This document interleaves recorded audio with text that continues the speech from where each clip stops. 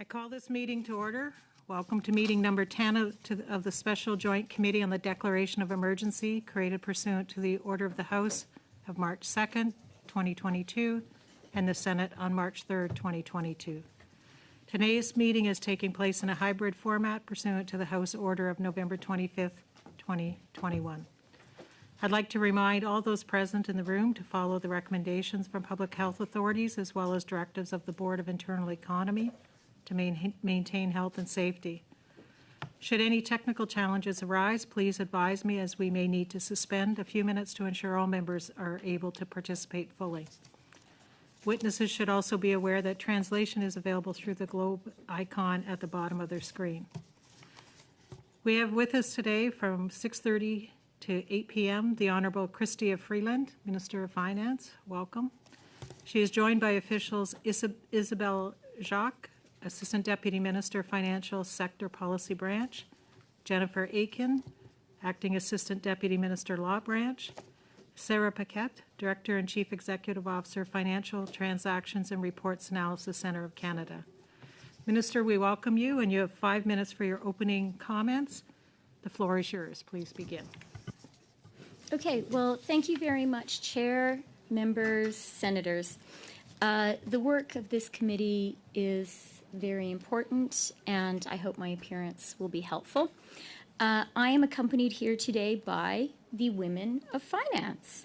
Isabelle Jacques, who is the Assistant Deputy Minister, Jennifer Aitken, Assistant Deputy Minister also of Law Branch, and Sarah Paquette, who is the CEO of Financial Transactions and Reports Analysis Centre of Canada. My ministerial colleagues have explained how the Emergencies Act was invoked and carried out. I'm here to speak about the economic costs of the occupation and blockade and the measures carried out under the Emergency Economic Measures Order. It was just 3 months ago that we saw the end of blockades of key border crossings and the occupation of our nation's capital, doing great damage to Canada's economy and to our reputation as a reliable trading partner. Tens of millions of dollars in daily trade were disrupted due to the blockades at border crossings.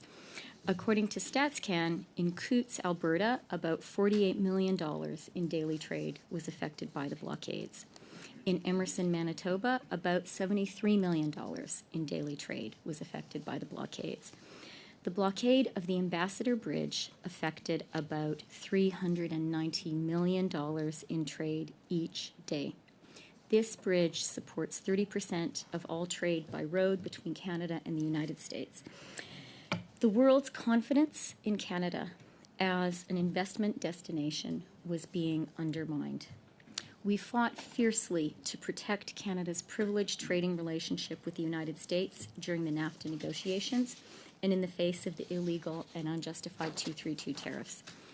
We could not allow that hard-won success to be compromised, and we could not allow the livelihoods of Canadian workers to continue to be threatened, just as we were all working so hard to recover from the economic damage caused by COVID-19. Ainsi, le lundi 14 février. As a result, on the 14th of February, more than 2 weeks after the beginning of the occupations and blockades, the Government of Canada invoked, as a last resort, the Emergencies Act to restore public order. Within the framework of this necessary measure, the Emergency Economic Measures Order entered into force on the 15th of February and introduced several temporary financial measures. Following the end of the blockades on the 23rd of February, the government revoked the Emergencies Act declaration by virtue of the Emergency Measures Act and all temporary measures contained in the Emergencies Decree and the Emergency Economic Measures Order. Madam Chair, I would like to explain the temporary measures under that order and explain why they were necessary and efficient. The order contains measures to limit funding of illegal activities that led to the state of emergency, that is, funding from various organizations and individuals. Canadian financial service providers, not the Government of Canada, were required, without the need for a court order, to freeze or suspend the account of an individual or business participating in the blockades and to refuse to provide service or to facilitate any transaction related to funding the illegal blockades and occupation. In practice, they did so based either on information they received from law enforcement agencies authorized to be disclosed by the Emergency Economic Measures Order, or information collected from their own internal processes. I'd like to emphasize a very critical point here, that financial service providers made these decisions independently. There was no political direction. As of February 21st, during the period when the order was active, enforcement action under the Emergency Economic Measures Order had culminated in the freezing of approximately 280 financial products, such as savings and checking accounts, credit cards and lines of credit, for a total of approximately $8 million, including $3.8 million from a payment processor. Further, 170 Bitcoin addresses were identified and shared with virtual currency exchangers. Law enforcement agencies were authorized to provide information to Canadian financial service providers. This includes the identity of persons and entities believed to be participating in the illegal blockades. If the law enforcement agencies were satisfied, this disclosure would help financial service providers apply the order. For their part, Canadian financial service providers were directed to review their relationships with anyone involved in the blockades on an ongoing basis and to report the existence of related property and transactions to the RCMP or CSIS. Madam Chair, as the government said at the time, and has proved to be the case, these measures were temporary. Time is up. We can now go to questions. Okay. We'll begin a 5-minute round, starting with Mr. Motz. Thank you, Chair, and thank you, Minister, for being here. Will the government waive, being the most senior official that's been here in this committee so far, will the government waive cabinet confidence and solicitor-client privilege in the documents ordered by this committee? Thank you for the question, Mr. Motz. The government has received the motion and the public service is working on it diligently. I think everyone here appreciates the importance of cabinet confidentiality. Thank you, which means that we won't get anything probably. Ms. Freeland, senior officials from your department who are with you here today had appeared before our committee this spring, earlier, and yet none of the witnesses you offered could speak to the economic implications that we asked of them from the protest in February. It's convenient for you, considering you put great stock not only in the invocation of the Act, but also in your statements today, claiming economic justifications for declaring a national emergency. Will you make available to this committee the appropriate expert witnesses who can actually defend these claims, these economic claims? I can quote 2 experts if you'd like right now. I don't want to quote them. I want them to name them from your department that can come here to this committee. Well, a couple of experts I think it is worth listening to are Flavio Volpe, President of Canada's Automotive Parts Manufacturers Association. Oh, sorry. He was quoted widely in the press. No, I'm sorry. The question was from your own department. Who from your department can answer specific questions on the economic impact that we asked last time that we couldn't get answers for? And can you provide them? Just a yes or no. If you could give us those witnesses and provide them, that'd be awesome, please. As a former journalist, Mr. Motz, I always believe in going to primary sources, and another source I would urge you to, whose testimony I would urge you to refer to, is Michigan Representative Elissa Slotkin, who made some very concerning comments during the blockades about the implications for the United States trading relationship with Canada. Well, again, that doesn't necessarily have any impact on my question or the answer to my question on expert witnesses from your department. My question then, relating to your department, did anyone in government instruct public servants to conjure up an economic narrative to support its decision to invoke the Emergencies Act? No. Was the government informed at any point by public servants that the economic data either didn't exist, that it did not answer the questions you wanted to be answered, or did not produce the results you preferred to hear, And if so, did the government instruct those public servants to generate numbers to back up its claims, regardless of the data problems? Mr. Motz, I am Canada's finance minister. I was our chief negotiator during the NAFTA negotiations, or I led the negotiations, assisted very ably by Steve Verheuel. I personally had many conversations and read many reports which caused me to be very concerned about the economic consequences of the illegal blockades and occupation. I spoke directly with Canadian business leaders who told me that they were hearing from investors that their confidence in Canada as an investment destination was shaken. I spoke directly from and read the comments of many U.S. political leaders who spoke about how the blockades I'm were sorry, Minister, encouraging but protectionism my question was against about Canada. within your own department. So you may not be aware of this, but there's a reason I'm asking that question. Just so that you are aware, your opening statements made some suggestions that, and the word you used was trade disrupted. But Stats Canada has reported that the cross-border trade actually in Ontario and Alberta during the time of the blockade was up 16% compared to last year. So it appears as if, although disruptive and inappropriate and illegal, the blockades of the borders did not have the economic impact that you're suggesting, and that it certainly did not warrant the use of the Emergencies Act in order, as you suggest. One other question I may have. So you said that there's 280 accounts that you froze, around $8 million, you suggest. What caused the government to continue to freeze those bank accounts after the blockades were cleared and the trucks were gone from Wellington? I have to go back to your previous assertion about the economic damage, Mr. Motz, because I was very gravely concerned about the damage to our trading relationship with the United States and our reputation as a reliable partner. I have to quote Representative Slotkin, who said, "One thing that couldn't be more clear is that we have to bring American manufacturing back home to states like Michigan. So you're disputing we have to Stats continue the work." Your 5 minutes is up. Thank you. Pardon the disruption, Minister. We'll move to Ms. Bendayan. Thank you. Thank you very much, Madam Chair.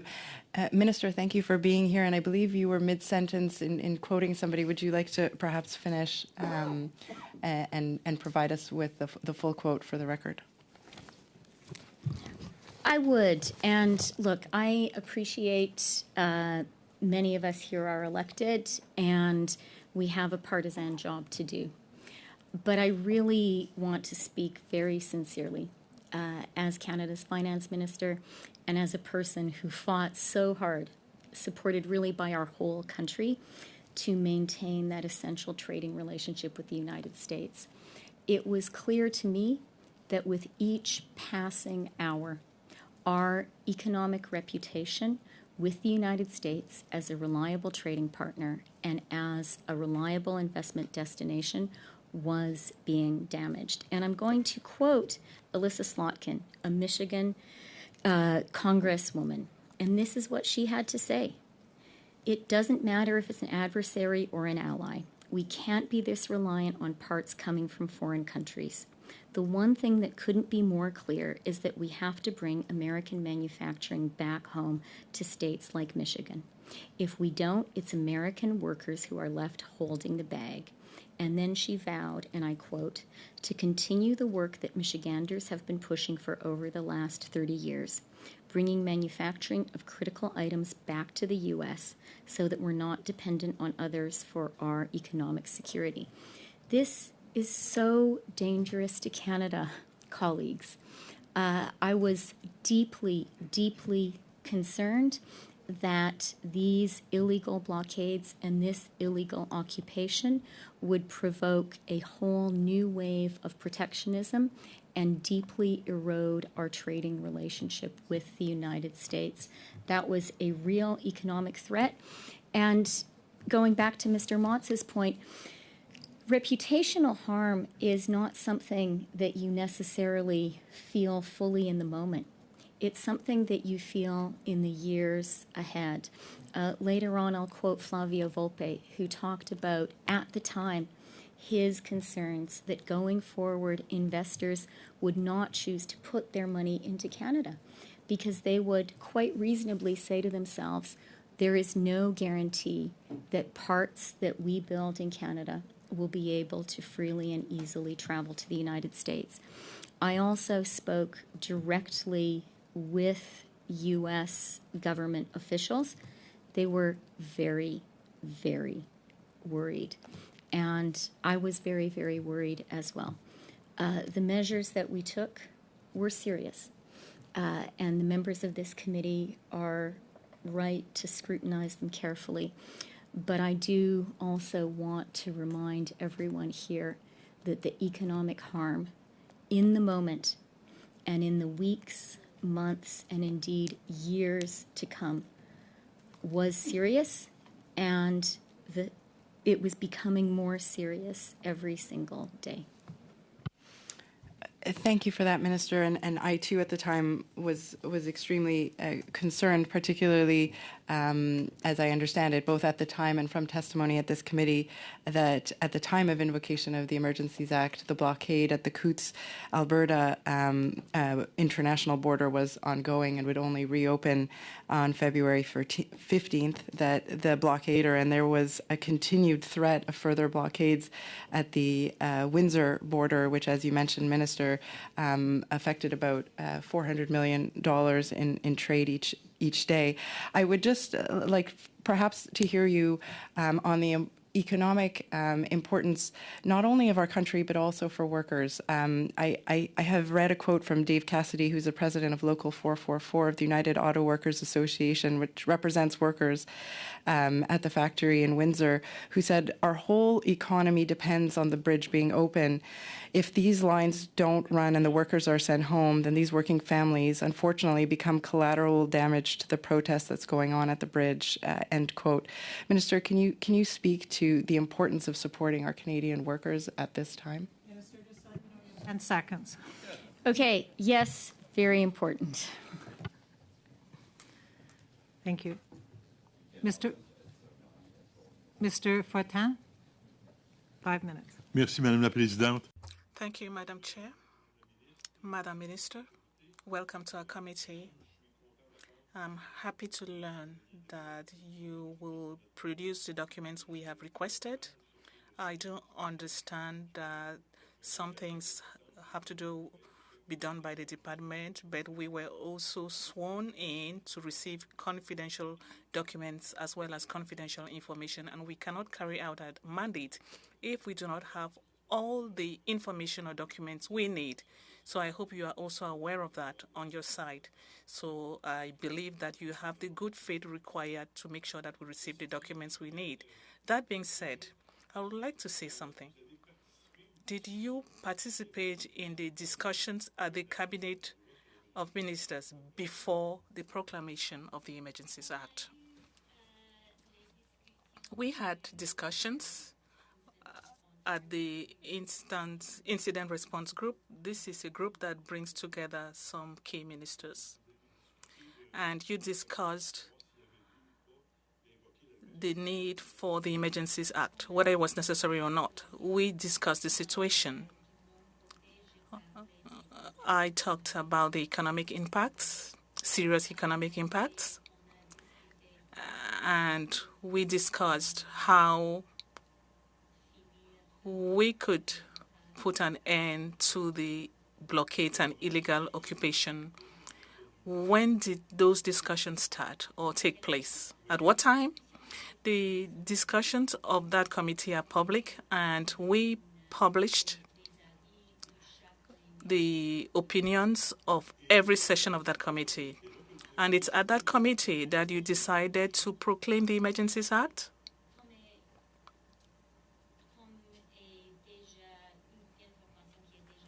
Since that is information that is already public, it was a very serious decision, one that was taken following a cabinet meeting.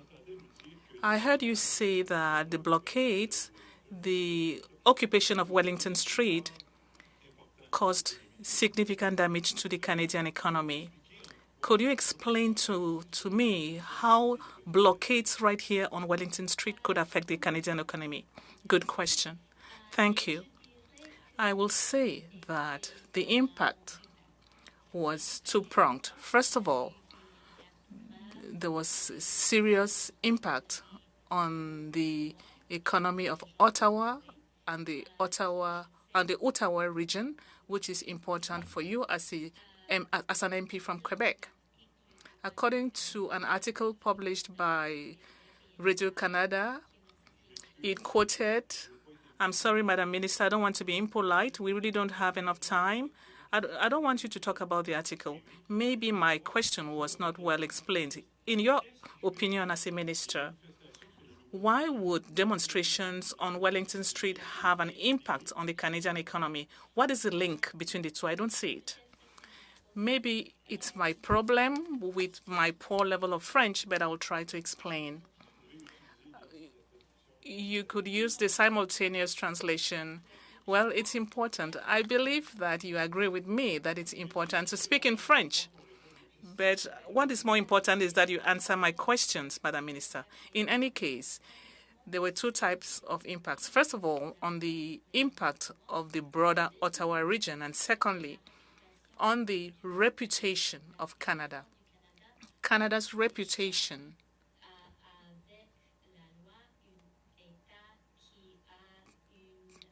the reputation of Canada as a state that is politically stable. That's very important for investments, and all that was affected by the occupation and the blockades.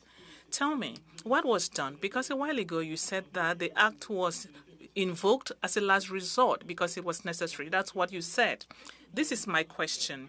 What did you attempt before? Because when you talk about the last resort, you must have tried something that did not work. So what did you initially attempt to put an end to the demonstrations on Wellington or to prevent them? You spoke already to other political colleagues and to the other senior officials of the public service concerning the direct work that was done by people responsible for public security.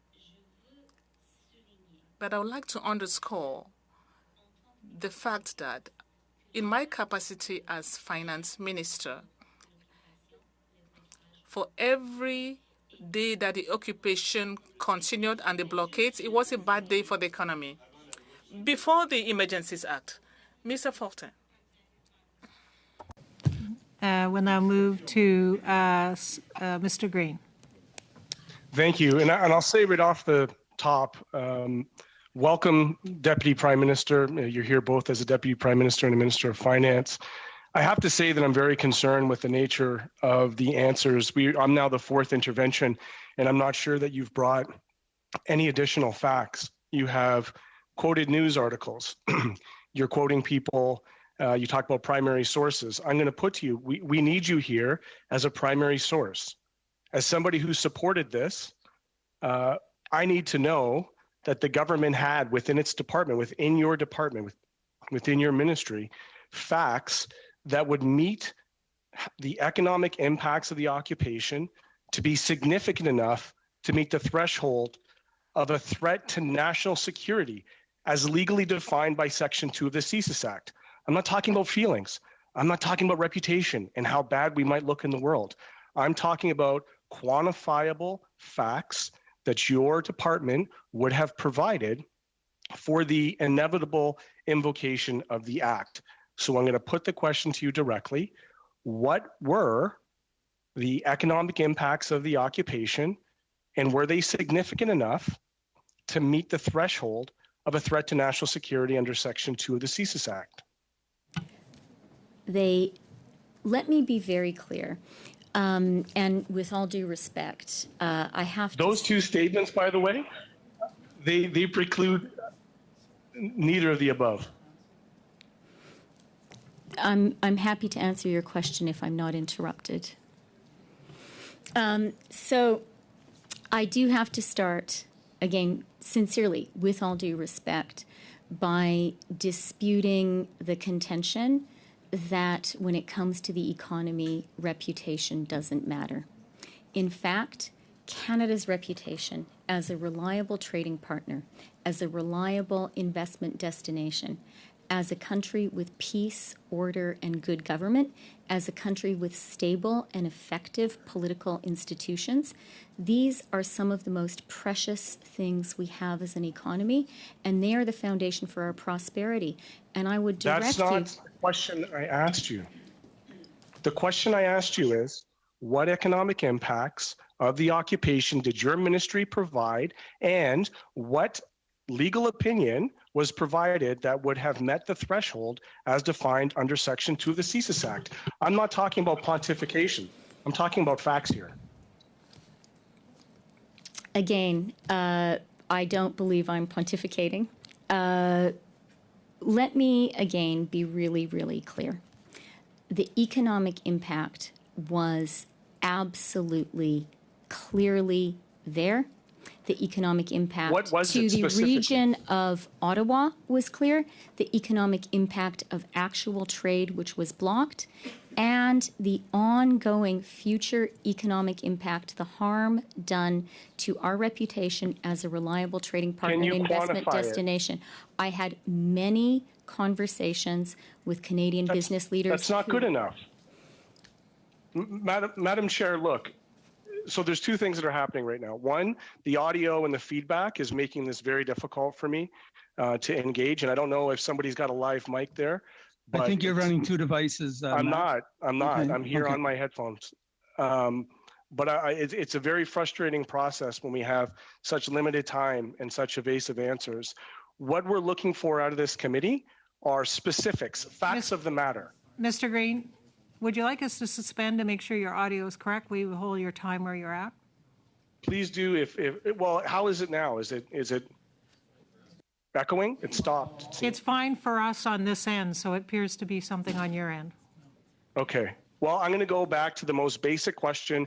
If the Minister of Finance can provide something generated within her department that is not an external reference to an American governor or any external bodies that quantify the threshold under Section 2 that goes beyond reputation. I'm talking about real economic impacts that are quantifiable that her ministry, I would hope, would have generated in some kind of report, some kind of briefing, and if so, would she please provide it to this committee today? The answer, it's actually when you both speak at the same time that is problematic. Go ahead, Minister. Thank you. And I have to say, I disagree so forcefully with the premise of the question. Reputational damage when it comes to an economy, when it comes to a trading relationship, when it comes to Canada's This is just repeating the same answer. You know, look, at the end of the day, we have a job at this committee to get to the heart of the matter. You can reject the premise of the question. All you have to say is that your ministry did not generate any internal information that would be for the good and the welfare of this committee, because that's what I'm hearing right now in the repeating of these answers. So I'm going to move on. It states on February 17th that you had spoken directly with the heads of major banks and the director of FinTech. What was the nature of those conversations? And did banks and FinTech express either support or opposition to any of the temporary measures in the order? Time is up. Mr. Fortin, may I ask you to take the chair? La parole est à vous, Madame Boniface. Over to you, Madam Boniface. Minister, I would like to zero in on the Ottawa occupation and the effect of the economic measures. As you know, this is an issue that has been raised continually in terms of the link between the Ottawa occupation, particularly, and the measures. So with other tools that were provided through the emergency measures regulations, why were the economic measures needed to disperse the occupation? I'm trying to figure out what the thought process was going into it. Maybe I'll start, if it's in the spirit of your question, by talking a little bit about the economic damage to Ottawa. Is that okay? So let me start by pointing out that the City of Ottawa released a report last week detailing the costs of the illegal blockade to the City of Ottawa itself, and they put the cost at $37 million. Larry Andrade, a Deloitte partner, calculated the damages suffered by businesses and employees in the Ottawa area during the occupation period to be between $150 million and $207 million. And the Retail Council of Canada estimated that there were losses of $3 million per day in sales. When it comes to the second part of your question, the thought process, I do want to assure the members of this committee that I am very aware of the seriousness of invoking the Emergencies Act. I'm very aware that that was a big decision. And what I would like to say to you and to Canadians is, as Minister of Finance, the gravity of that decision was also weighed in my mind and in the discussions within our department against the gravity of the economic damage that was being done. And the economic damage that was being done truly was compounded. Every day that it went on, specific damage was being done, but every single day that it went on, that really was a blow to Canada's reputation. It was a blow to every single Canadian who goes out and tries to get someone to invest in the country. It was a blow to every single Canadian who tries to be a supplier to an American partner. And I heard that directly in conversations I had with Canadian business leaders who were getting in touch with me, gravely concerned. I actually heard it from some members of this committee asking me questions in question period who at the time were gravely concerned. And certainly I, of course, was not the only person in the Department of Finance who was working on this. My officials, my political colleagues were all hearing exactly the same thing. For that, and just quickly, one of the issues that has been raised, certainly at this committee on the economic measures, was the communication and understanding of Canadians who may have made a donation at the front end thinking it was a legitimate cause, and certainly caused a lot of grave concern for them in terms of what it meant. I'm wondering if you've done any review of how it was communicated and whether or not there's any lessons learned from that process. Yeah, I think that is an excellent question. And because it's so important and given the importance of clear communication, I do want to take this opportunity to reinforce, and I'm now going to read from the RCMP statement of February 21st, that at no time was a list of donors provided to financial institutions. It's important for Canadians to understand that because you're quite right, Senator. Someone could well have made a donation that was perfectly legal to a legal cause. I want to assure them that at no time did the RCMP give their names to financial institutions. I also do want to point out because on June 9th, the Bank of Canada released its annual financial system review. And it actually found that the degree of confidence in Canada's financial institutions and system is at the highest level ever. I am not in any way challenging... Votre temps est écoulé, Madame la Sénatrice. Okay. Your time is up, Madam Senator. Move to Senator Carignan for 5 minutes. La Présidente, Madame. Thank you, Madam Chair. Madam Minister, you said that it's the Council of Ministers that decided to declare the Emergencies Act. On what date?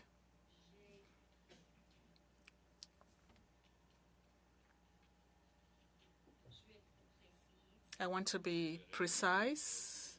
Was it the 13th of February meeting? You are correct. At what time was that meeting held? 8:30 p.m. You know, at 8:30 p.m., the Ambassador Bridge was totally open? Yes. How did you react to the fact that you declared the Emergencies Act, whereas the breach was open?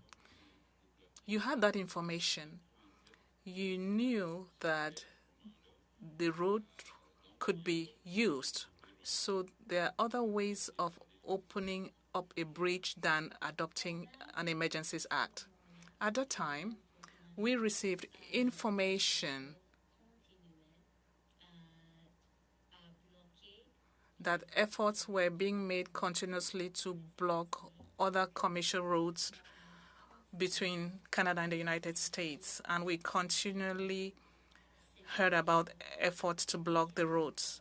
That is important. And secondly, as you know, the illegal occupation of Ottawa, our national capital, was in effect at the time the decision was made. At the time you took the decision on the 13th of February in the evening, you knew that the Ambassador Bridge had been unblocked and that the authorities, with the resources and tools they had at that time, were able to unblock the road. You knew that. From my point of view, what was important to me was that at that time, there was a constant danger of new blockades. I remember that there was a blockade, one blockade after another. And it was really a danger to have continuous blockades on the border. And I also like to underscore the fact that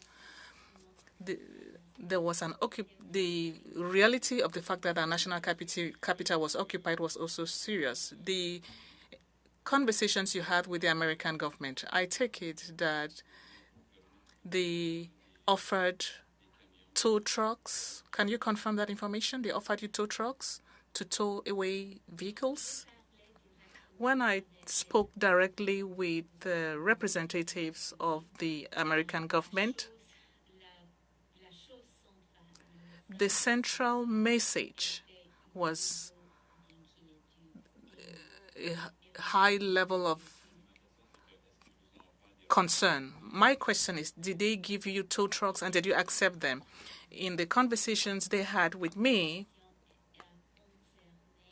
those conversations concerned trade between Canada and the United States. It was important for senior officials. What about the tow trucks? I discussed possibilities with the United States, possibilities for the United States to help us. But it's difficult for me to underscore to what extent it was important for the Americans. They spoke with me. They told me that for them it was a serious danger and it was important with them to communicate with me. We all agree with you, Madam Freeland. That was resolved before the Emergencies Act. That's the beauty of it. My question has to do with the tow trucks. A minister told us that there were exchanges and that the American government offered us tow trucks. I want to know if that discussion was with you. I've answered that question. The discussions with me targeted the economic impact, and I proposed that it may be possible for the Americans to help us, but the conversations with me focused on the economy. I'll try another question, which was put to you already. You are Minister of Finance. Do you have the figures when it comes to giving us figures about the economic impact of the measures that were taken, the blockade, besides quoting reports? At the time when the decision was made, did you have any figures? I'm talking about the figures of a figure. The question was put to you in English. I'm putting it to you in French. I have many figures in my head because it was clear that there were damages every day. But I also like to say two other things. And your time is up. And move to Senator Harder. Chair, and thank you, Minister, for being here. It's also helpful for you to be here in person. I thank you for that. I'm, as you know, a senator from Ontario, resident in Ottawa.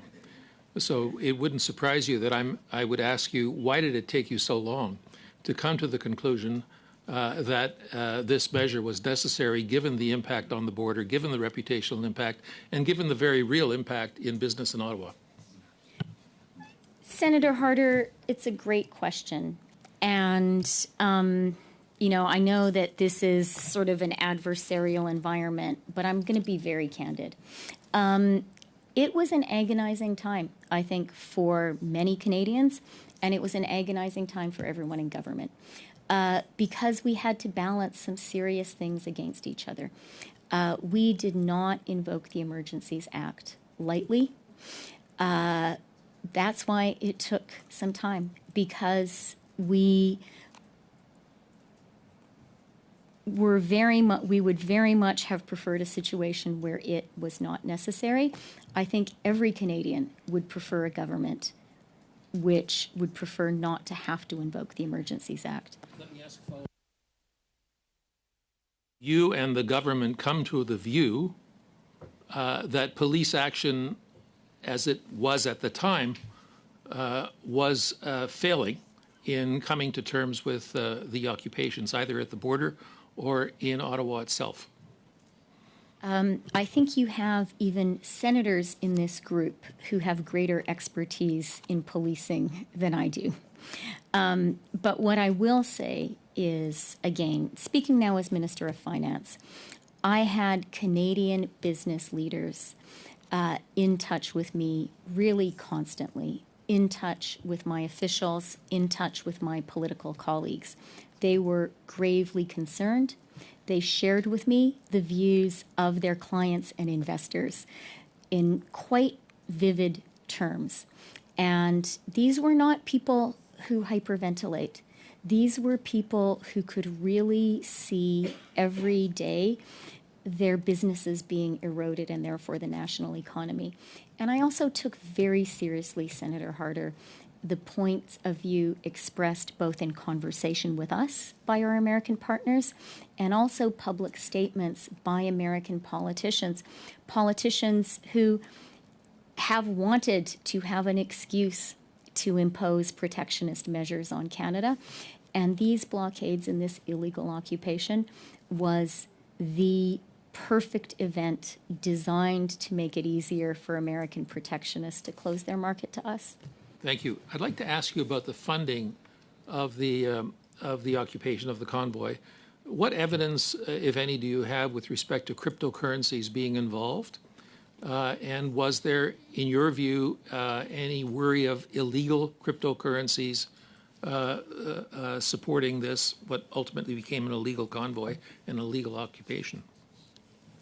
Okay, so as I said in my opening remarks, the RCMP reported on February 19th that they had shared 170 Bitcoin addresses with virtual currency exchangers. In general, though, let me say two things. The first is my primary concern about the illegal blockade and occupation was the economic impact, what we could actually see with our eyes, frankly. But as it unfolded and as we took action, it did become clear to me that some Canadian legislation had fallen behind the development of the financial sector. And that's why we have actually put forward permanently some new authorities for FINTRAC to monitor this now not so new financial space. Do you have any evidence of money laundering through cryptocurrencies? I am not going to speak to that, but I think that's a question really for the RCMP. Do I have time for another question? You have 15 seconds. Well, let me simply say thank you for being here. Thank you. We'll move to Senator White. Thank you very much, and I apologize for coming in late. I not feeling great today. So thank you very much, Minister, for being here. Yeah, we understand there were no charges laid in relation to the freezing of assets. Also understand the assets were released prior to any thorough investigation. That's according to the law enforcement authorities. What other options to freeze these assets would have been considered, say, in the week or weeks prior to the invocation? So I have to say, Senator, I can't hear you with perfect clarity, but I think I got most of it. And so just on the freezing of the accounts, I do want to be clear that as of February 24th, all accounts that were frozen pursuant to the order were unfrozen. However, I also want to be clear that I understand that a number of accounts remain frozen pursuant to court orders and proceedings that are unrelated to measures taken under the Emergencies Act. Now, I think, Senator, you may also want me to comment on a point which we did think about, which is what about the possibility of court orders being used to freeze accounts? And that's what I thought you were getting at. And that certainly is a power which exists. The concern was that the additional powers were needed to act more quickly. And I believe that on March 6th, the Assistant Commissioner for the RCMP, Michel Arcand, confirmed that the invocation of the Emergencies Act allowed the RCMP and financial institutions to act much more quickly. He confirmed that each frozen account in other circumstances would have required its own court order, which could take days to be brought forward. And he also confirmed that absent the Emergencies Act, the RCMP would not have had the power to coordinate efforts between themselves and the Ottawa Police Service. Well, thank you. Sorry, I think you have to mute. There you go. Thank you for that, Minister, because really that's what I'm referring to is February 17th, a Mariva injunction was brought forward by a local lawyer and group of business people that did exactly the same thing that the Emergency Act did. So certainly it should have been considered an option. And the RCMP actually never discussed with us, I don't think, recommending the Emergency Act a week prior when we had them before us. It'll be interesting when we get them back. But since the goal wasn't to seize the assets, it was only to freeze them. I guess my question really was why the government didn't take that step, but you've answered that. Thank you. Can you offer to us what other options were contemplated other than the invocation of the Act for some of the other assets required? For example, aid to civil power by a police agency, in particular the RCMP, who've used aid to civil power probably multiple times every year, typically for equipment, and whether or not that was considered in the absence of the invocation of the Act, and if it was, what made the government decide not to use it?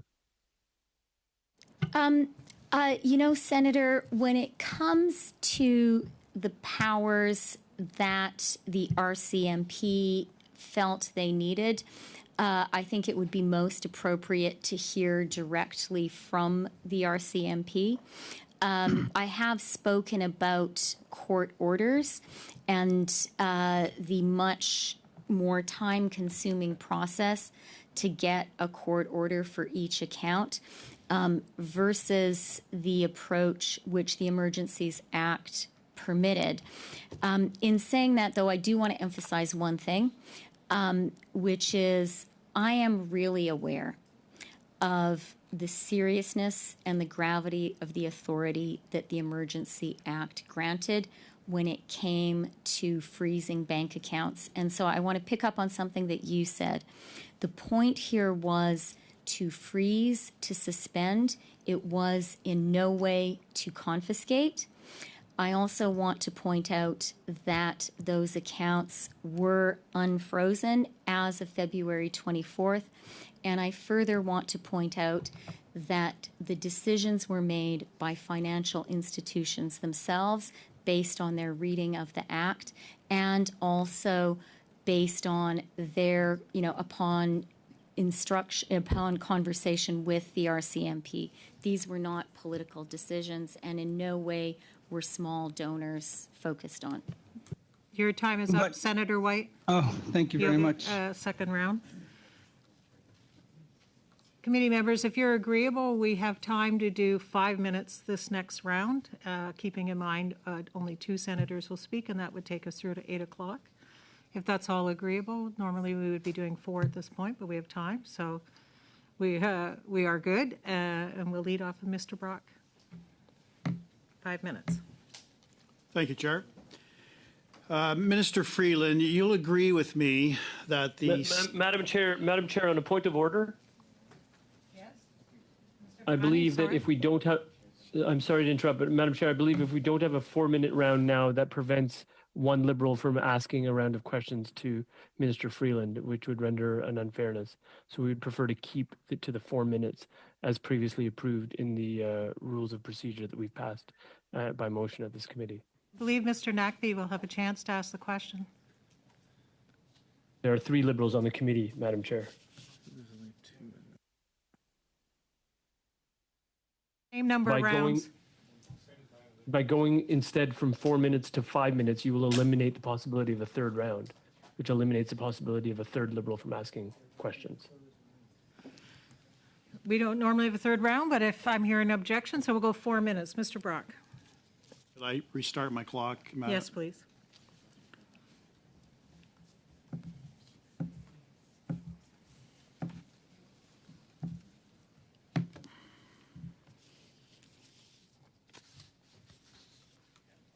I'm ready now, thank you. Go ahead.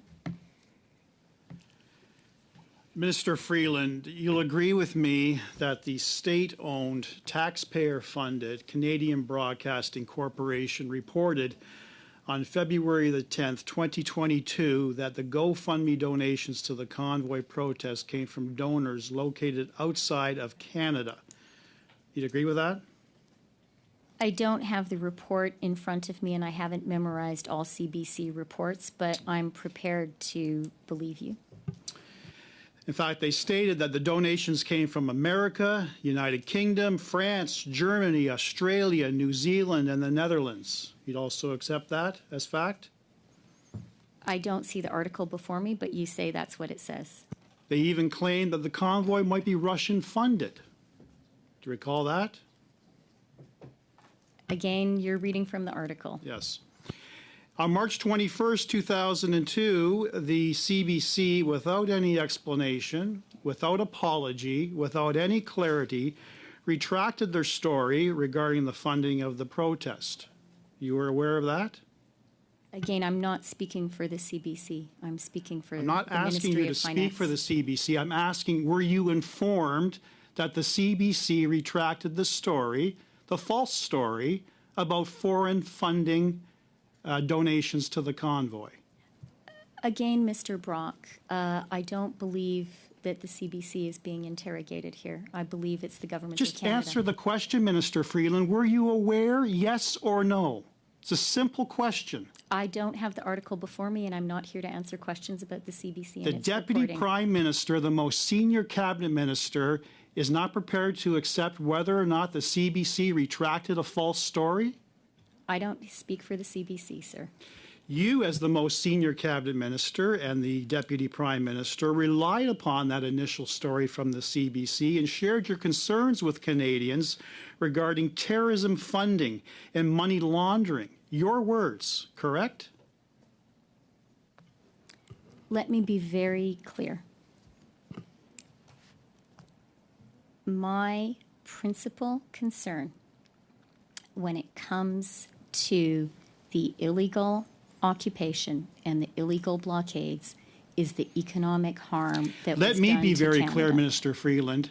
Your words several times in the House referred to terrorism funding and money laundering. Are you saying you didn't use those words?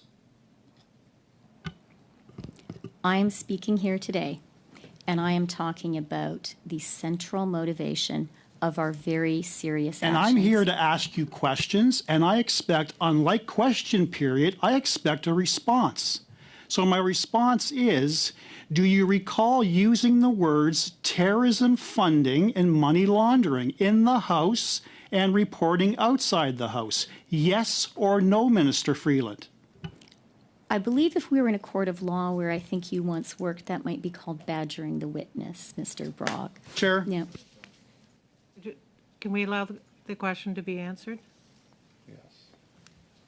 Thank you. As I said, my core concern as Minister of Finance and my central justification for these very serious measures that we put in place, as was clear in my opening statement. You're not as I answering have the said question. I'm throughout, going to move on. Is the economic You're not impact. answering the question, and I will move on. Madam Chair, on a point of order, it's entirely possible that Mr. Brock doesn't like the answers he's hearing, but the witness is entitled to provide an answer. If she could just be provided the opportunity to provide an answer. Madam Chair, the witness may not like the questions, but she's not entitled to establish her own facts in responding to an answer that is non-responsive and not relevant to the question. I'd actually just, we'll move back 20 seconds, allow you to ask your last question. Do you agree with me that the Deputy Director of FinTrack, Mr. McKillop, confirmed at committee that the convoy funding did not come from terrorism funding or money laundering, and the typical person who donated hundreds and thousands of dollars to the convoy came from their own resources and posed no security threat? Do you accept that? What I accept, Mr. Brock, is that the core threat was to the Canadian economy, to our reputation as a trading partner and investment destination. Thank you I for made the that clear in non-response, my Minister. opening remarks, and that is my view. Thank you for the non-response, Minister. Very helpful. We'll move to Mr. Nakvi. Thank you. Thank you very much, Chair, and thank you, Minister, for being here today. Minister, as you know, that I represent the riding of Ottawa Centre, which was perhaps has been referred to as ground zero of the occupation right outside this building, but not just Wellington Street, but beyond Wellington Street in all the surrounding neighborhood that is around Parliament Hill, impacting hundreds of businesses, not to mention the Rideau Centre, which is, I'm sure many of us have frequented, which is one of the largest shopping mall in this city, employing thousands of people. And on the eve of reopening, after the mandate of closure by the provincial government, they were forced to shut down for 3 straight weeks. And we saw real impact. In fact, my office fielded many questions from workers, from business owners who were seeking help.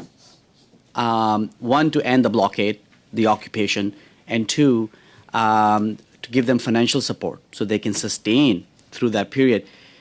Can you speak to, from your analysis, what was specific economic harm you were seeing of that ongoing occupation, and if you had not ended that occupation by way of invoking the Emergencies Act, the harm that would have had on Ottawa's economy?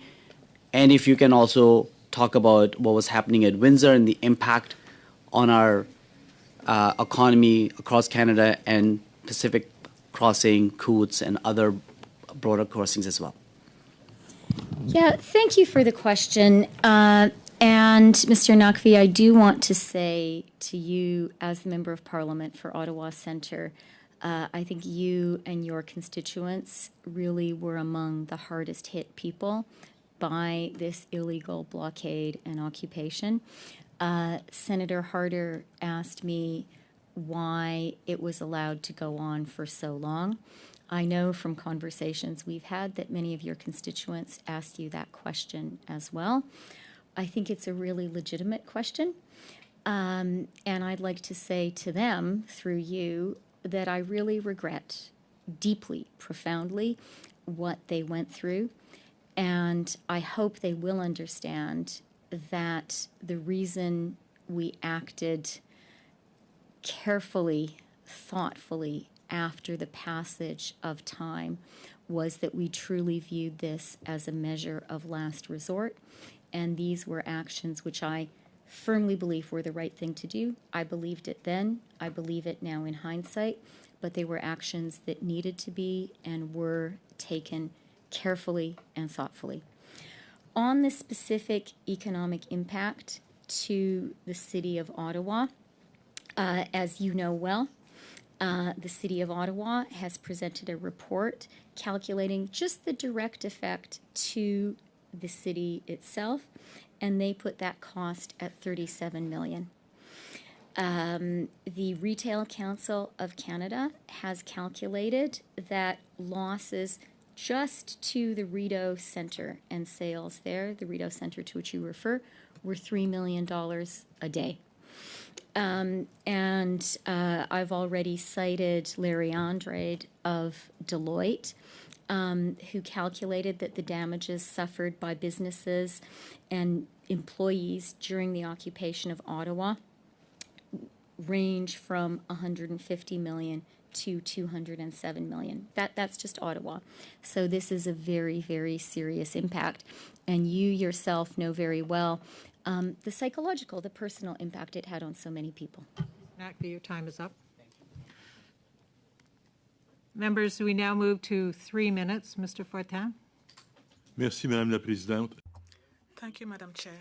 Madam Freeland, a preliminary remark. You told Mr. Brock a while ago that a judge will consider what he was doing as badgering. I would say a judge would tell you, with all due respect, enough is enough. Answer the question being asked, because we are wasting our time. It's been about an hour that we've been asking you questions. We asked you what was done before the Emergencies Act was adopted. You did not respond. We asked you why you waited for so long. You did not answer. Senator Carignan asked you if the United States offered you tow trucks. You still did not answer. It's very disappointing, Madam Minister, and I do not know what we will do to implement the mandate that the House gave us. We need information and documents, not an artistic spectacle. So with all due respect, we would want answers to our questions. Maybe let me ask you one last time. What was attempted before the Emergencies Act was passed? You already spoke with many of my colleagues and officials from other departments. I would like your answer, Madam Minister. Could you answer the question or not? Do you know what was done before the Emergencies Act was proclaimed? I was about to answer your questions. You are still dragging your feet. I have a minute left. I know you can drag on for that time, but you know it's very exasperating.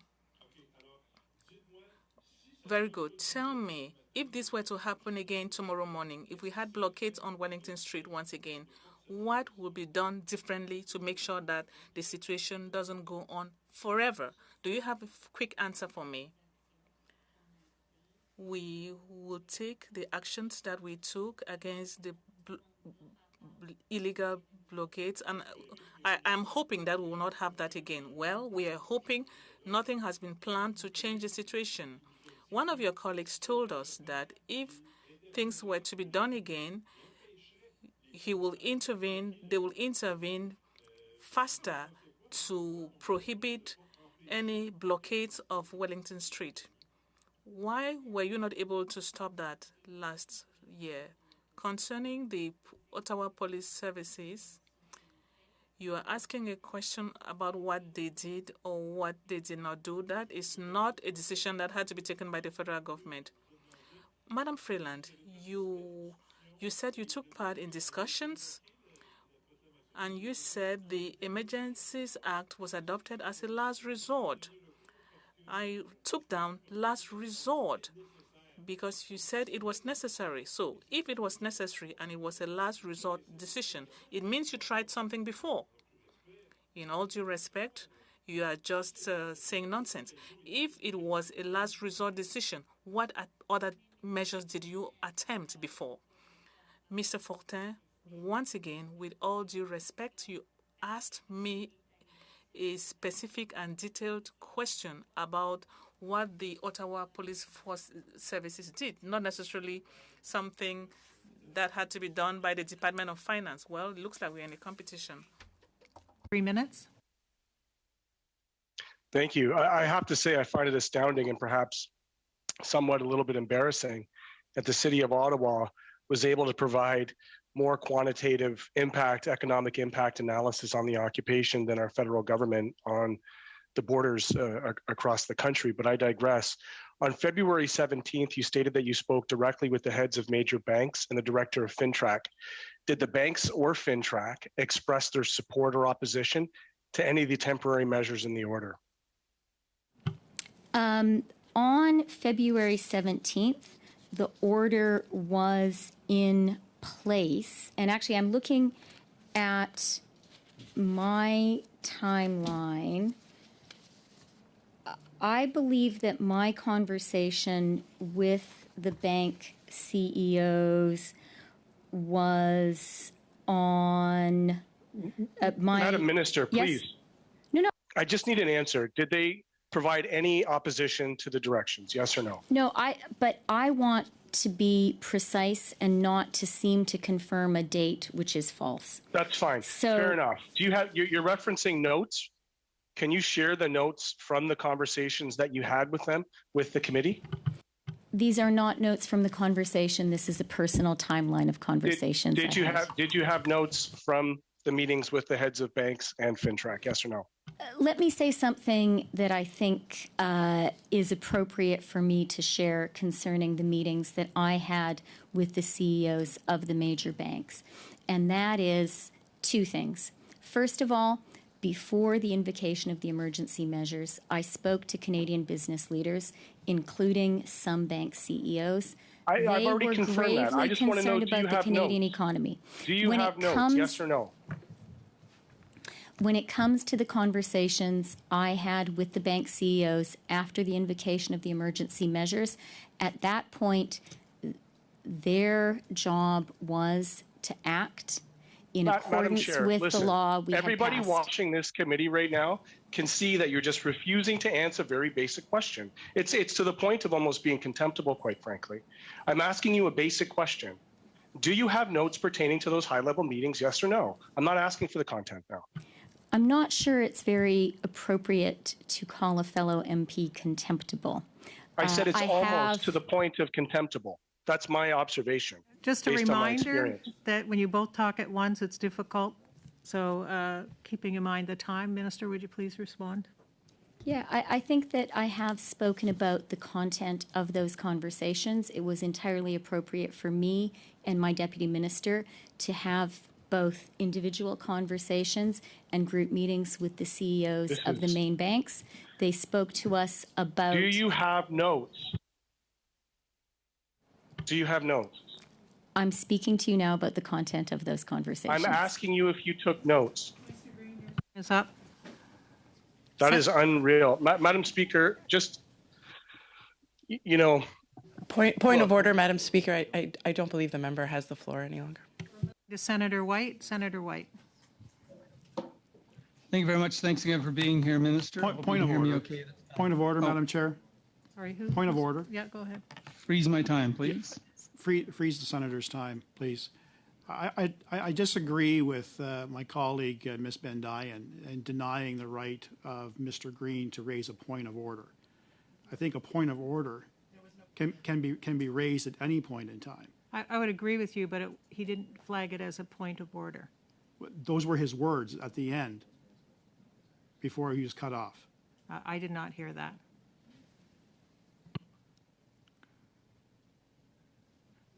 Mr. Green, did you want to go ahead? I did not hear. No, at this point, you know what? I just anticipate we're going to have to call the witness back and keep having to have an opportunity to actually get some answers.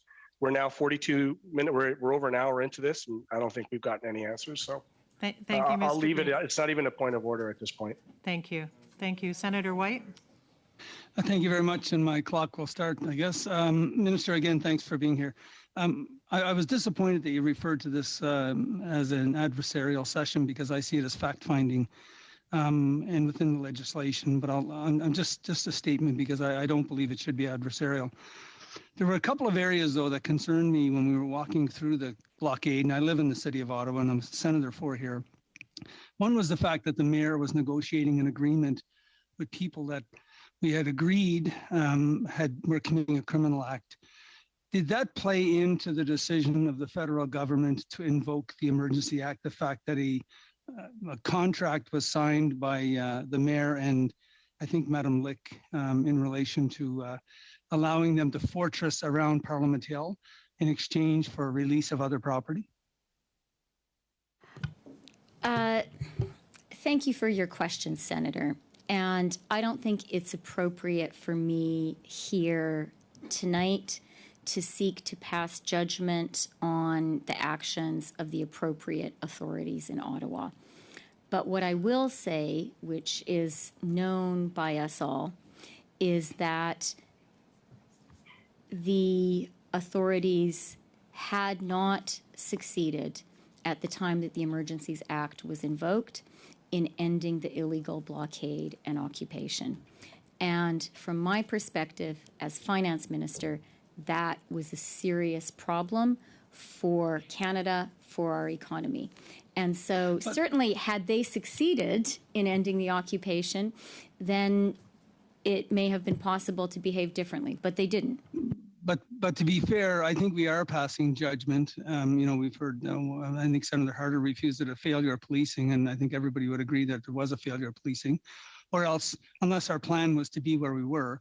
So I think we are passing judgment. And the truth is, we had a mayor who was negotiating, and I just asked the question because I can tell you I emailed, texted, and called every minister and every member of parliament on the government side who would take that call or read that email saying, I can't believe the mayor has just negotiated with criminals. So did it play into, we need to do something because obviously others are going to ensuring something else is at play that should not be occurring? What I will say to you, Senator, is I do agree, and I agreed at the time, and I agree with you today, that it is not appropriate to negotiate with people who are doing something illegal. That is not the right way for the government to behave. One more quick question. I may require a longer answer. Yeah, thanks for muting the minister because I get that thing in my ear. Obviously, the province had already invoked their Emergency Act. Obviously, there's something missing provincially in their legislation that did not help or assist the police in actually bringing the blockade to an end. Can you tell us, and I will hope that we'll get the Solicitor General of Ontario in front of us, can you tell us what is missing from their legislation and that forced us to have to invoke the federal legislation instead? Time is up. We'll now move to Senator Carignan. Thanks. I'm sorry. Madame la Présidente. Thank you, Madam Chair. The Minister of Public Safety told us that the government invoked the Emergency Act following advice from the Forces of Law and Order. Did you invoke the Emergencies Act following advice from the Forces of Law and Order?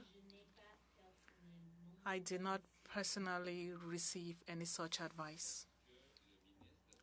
Did the Minister of Public Safety tell you that the Forces of Law and Order were proposing to you that you invoke the Emergencies Act?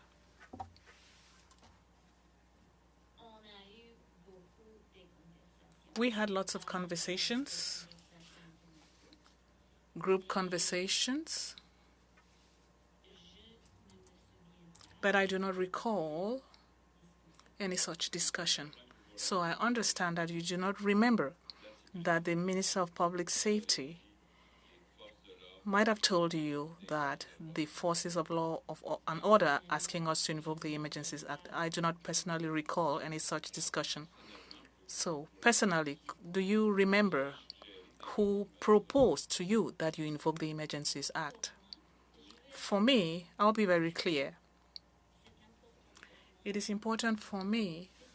Well, it was a decision by cabinet, a collective decision. Well, so who had the brilliant idea that that had to be done? Who proposed that first? One moment, please. It was a collective decision. But at that time and today,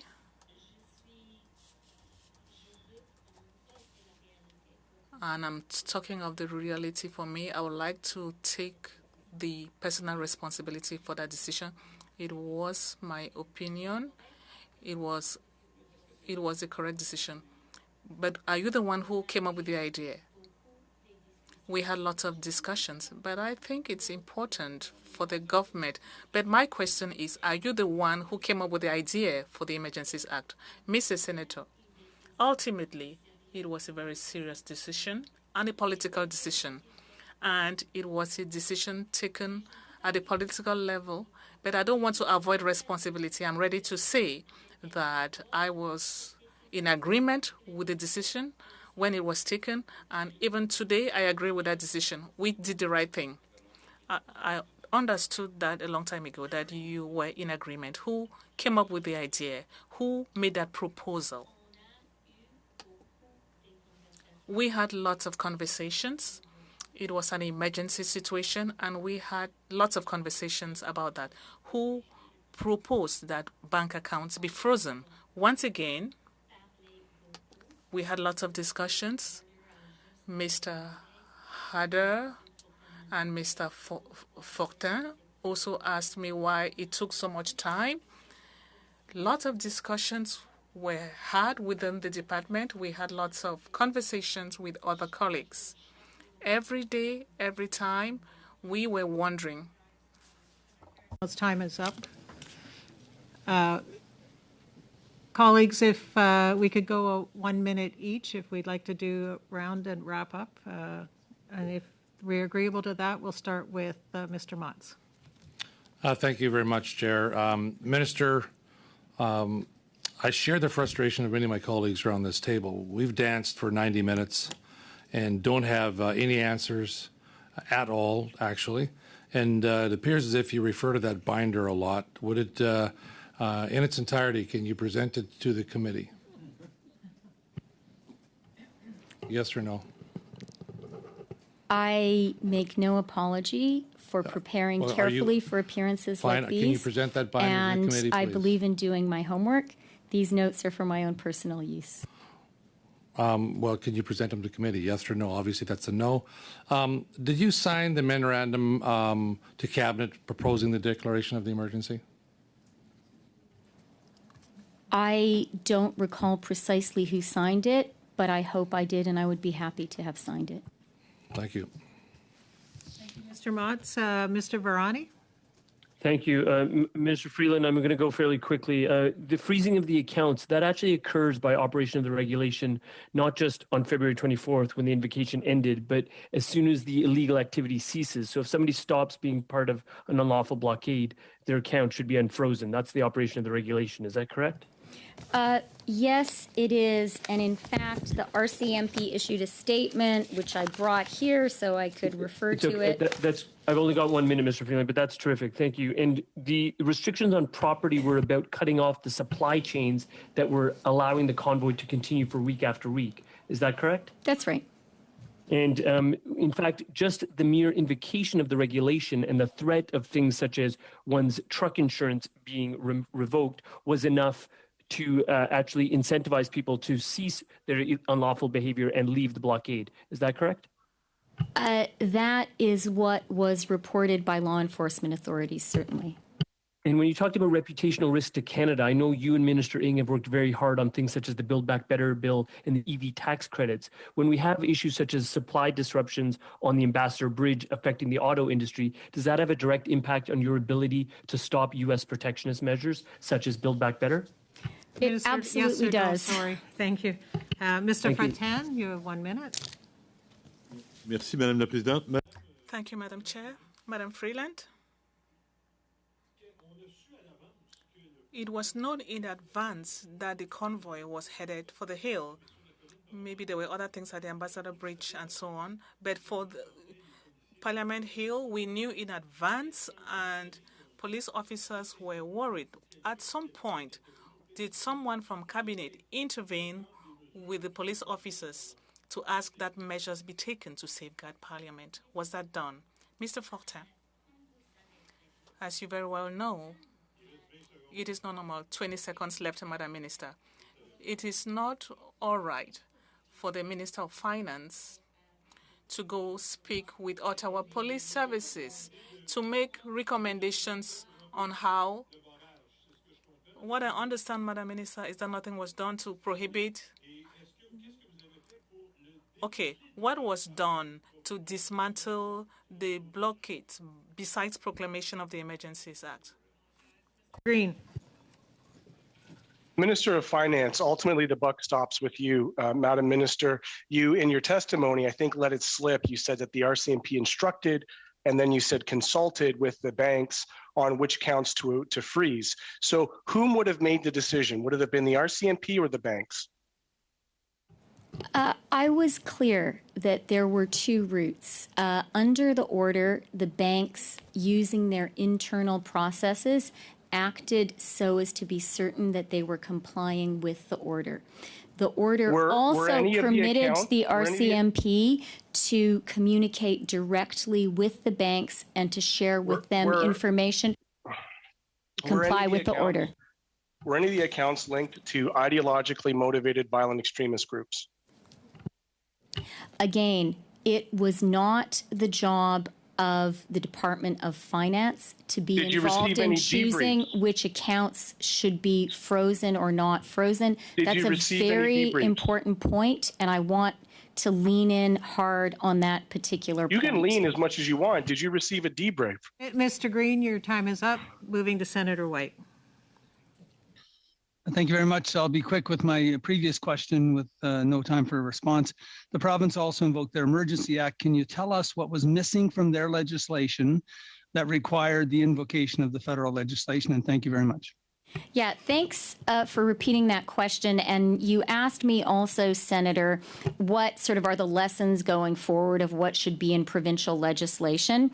I think that's for the province to figure out, but we did have good, we do have a good working relationship with the province. One of the lessons that I took, which we have acted on already from this, is the need to modernize, bring into the 21st century the authorities of FINTRAC, and that is something that is a lesson learned and something we have acted on already. Thank you for that. And to be fair, though, our job is to make recommendations, I would hope, at the end. So those recommendations could be for the city, the province. Whether they accept them is a different story. Thank you. I'm good, Madam Chair. Thank you, Senator White. We'll move last one to Senator Carignan. Vous avez dit que vous n'avez pas été informé. You said you were not informed that law enforcement had given advice that the Emergencies Act should be invoked. You never heard about that. That's what you said a while ago. On the contrary, you took a decision, without the opinion of law enforcement. My work, my job, my duty during discussions amongst colleagues was to share information, to share the concerns we had about the economy. That was the problems I talked about. Well, I know how it works at the cabinet meetings. You took a decision. Ultimately, you took a decision, you vote. You decided to go ahead with the Emergencies Act without knowing the position of the law enforcement officers when you took your decision.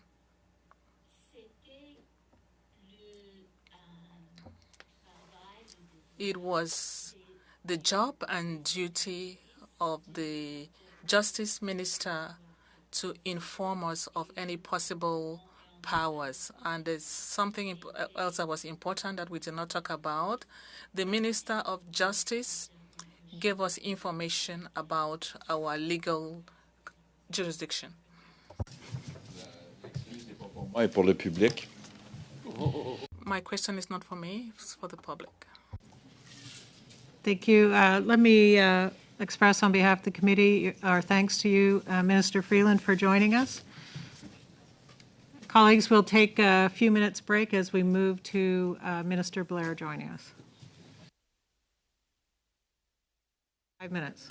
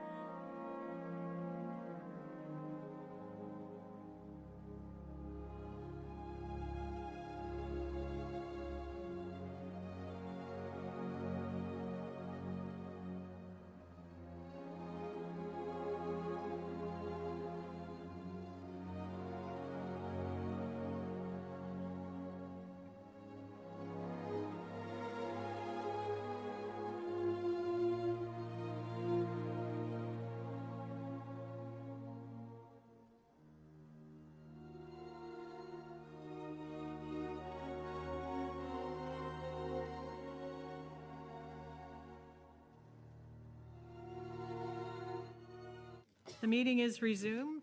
We have with us today until 9:30 the Honorable Bill Blair, Minister of Emergency Preparedness. He is joined by officials Jacqueline Bogdan, Deputy Secretary to the Cabinet, Emergency Preparedness and COVID Recovery. Welcome, Minister. You have 5 minutes for opening remarks. The floor is yours. Thank you very much, Senator. And first of all, let me begin by expressing my very sincere thanks to this committee for their invitation and the opportunity to speak before you today. Madam Chair, the Emergencies Act invocation on February 14th was the first use of this statute since it was created in law in 1988.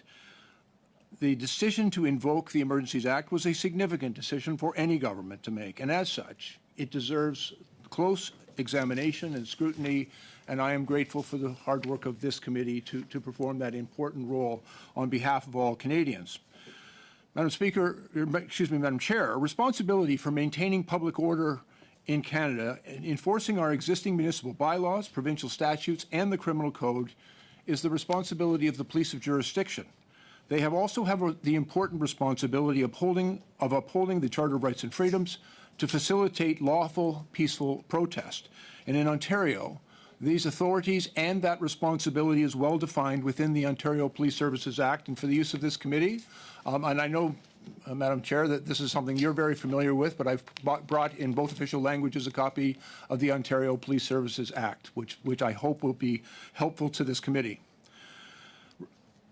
Madam Speaker, as the events of the convoy and the protests unfolded, initially with rolling convoys across Canada, then the establishment of an encampment of protesters in the city of Ottawa, the fortification of that encampment with heavy trucks and trailers, and then what we witnessed was targeted blockades, which effectively blocked vital trade corridors and cut off the movement of goods and essential services to our manufacturing sector and the movement of essential goods and services throughout the country.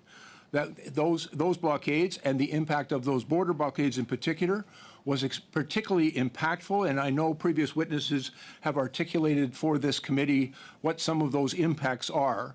I have also received correspondence from my ministerial colleagues in Alberta, from the Premier in Manitoba, and from others across the country articulating some of the huge challenges that those blockades represented and the threat to the economic security of those provincial jurisdictions, municipalities across the country.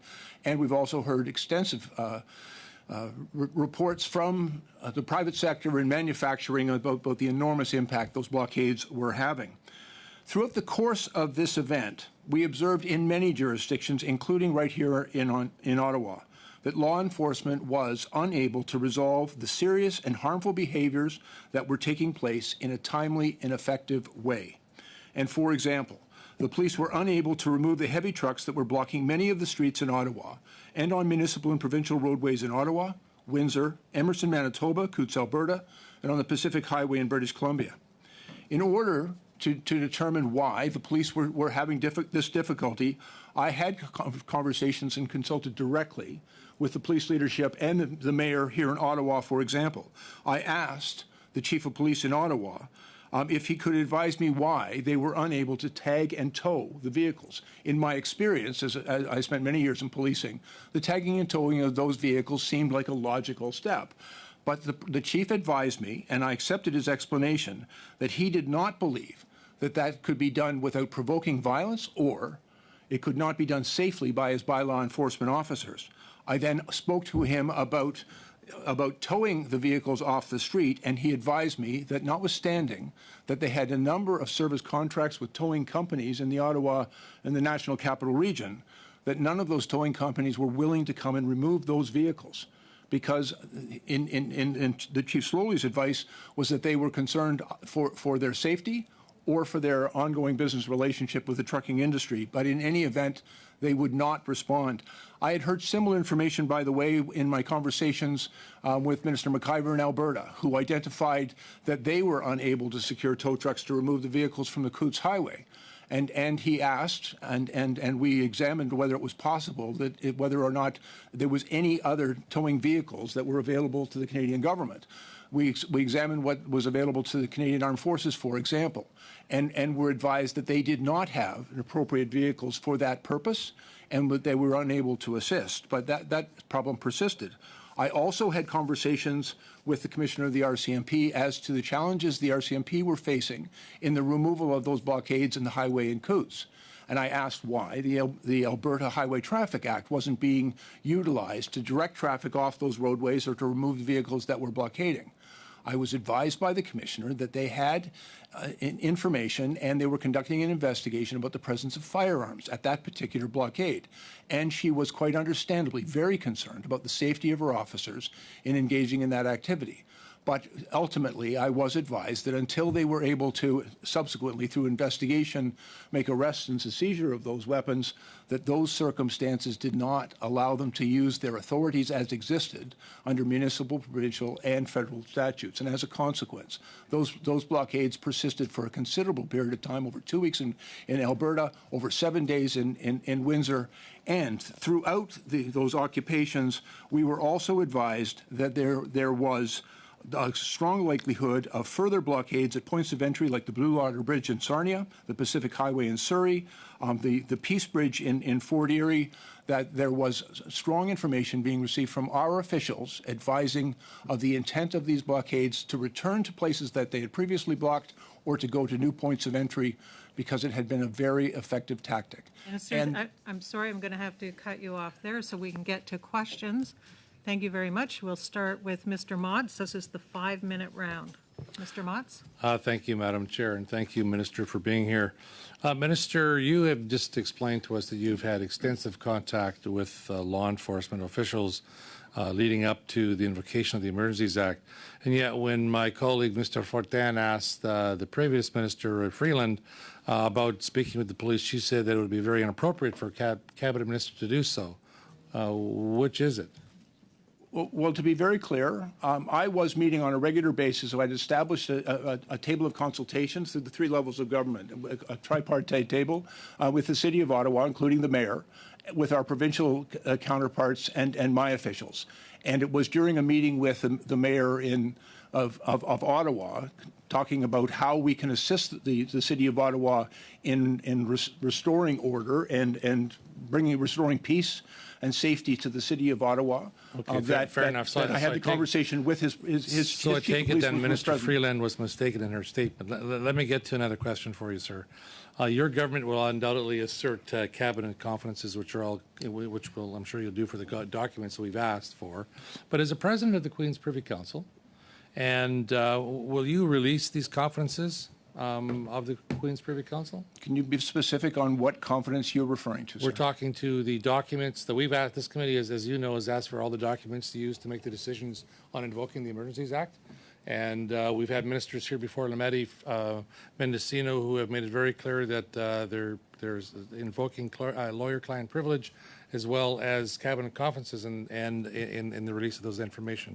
And I'm asking you as the president of that Privy Council whether you would consider releasing those confidences.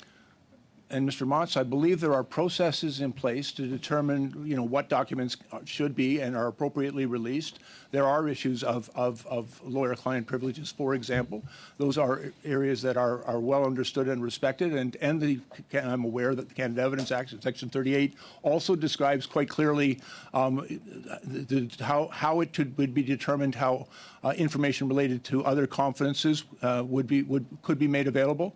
I respect those processes, Mr. Motz, and I respect the law. So, Minister, when you were the chief of the Toronto Police Service during 2010, you had nearly 20,000 extra police officers at your disposal during that G20 summit. That support was provided to you, was funded and organized by the federal government. Now, here in Ottawa, we had former Police Chief Sully, who testified at committee. He was, and we heard in the media that he was asking the federal government for just 1,800 officers, about a tenth of what was provided to you in Toronto. So why didn't you focus on getting him those resources instead of conjuring up unprecedented use of extraordinary powers in the Emergencies Act? Be clear, the planning around for the G20 in Toronto was a process that was actually led by the RCMP and that took place over several months and at considerable expense of the federal government at that time. All of those officers that you quoted, all of them, frankly, weren't available for public order in Toronto. But that was a planned event, as opposed to this was a spontaneous disruption of public order in Ottawa.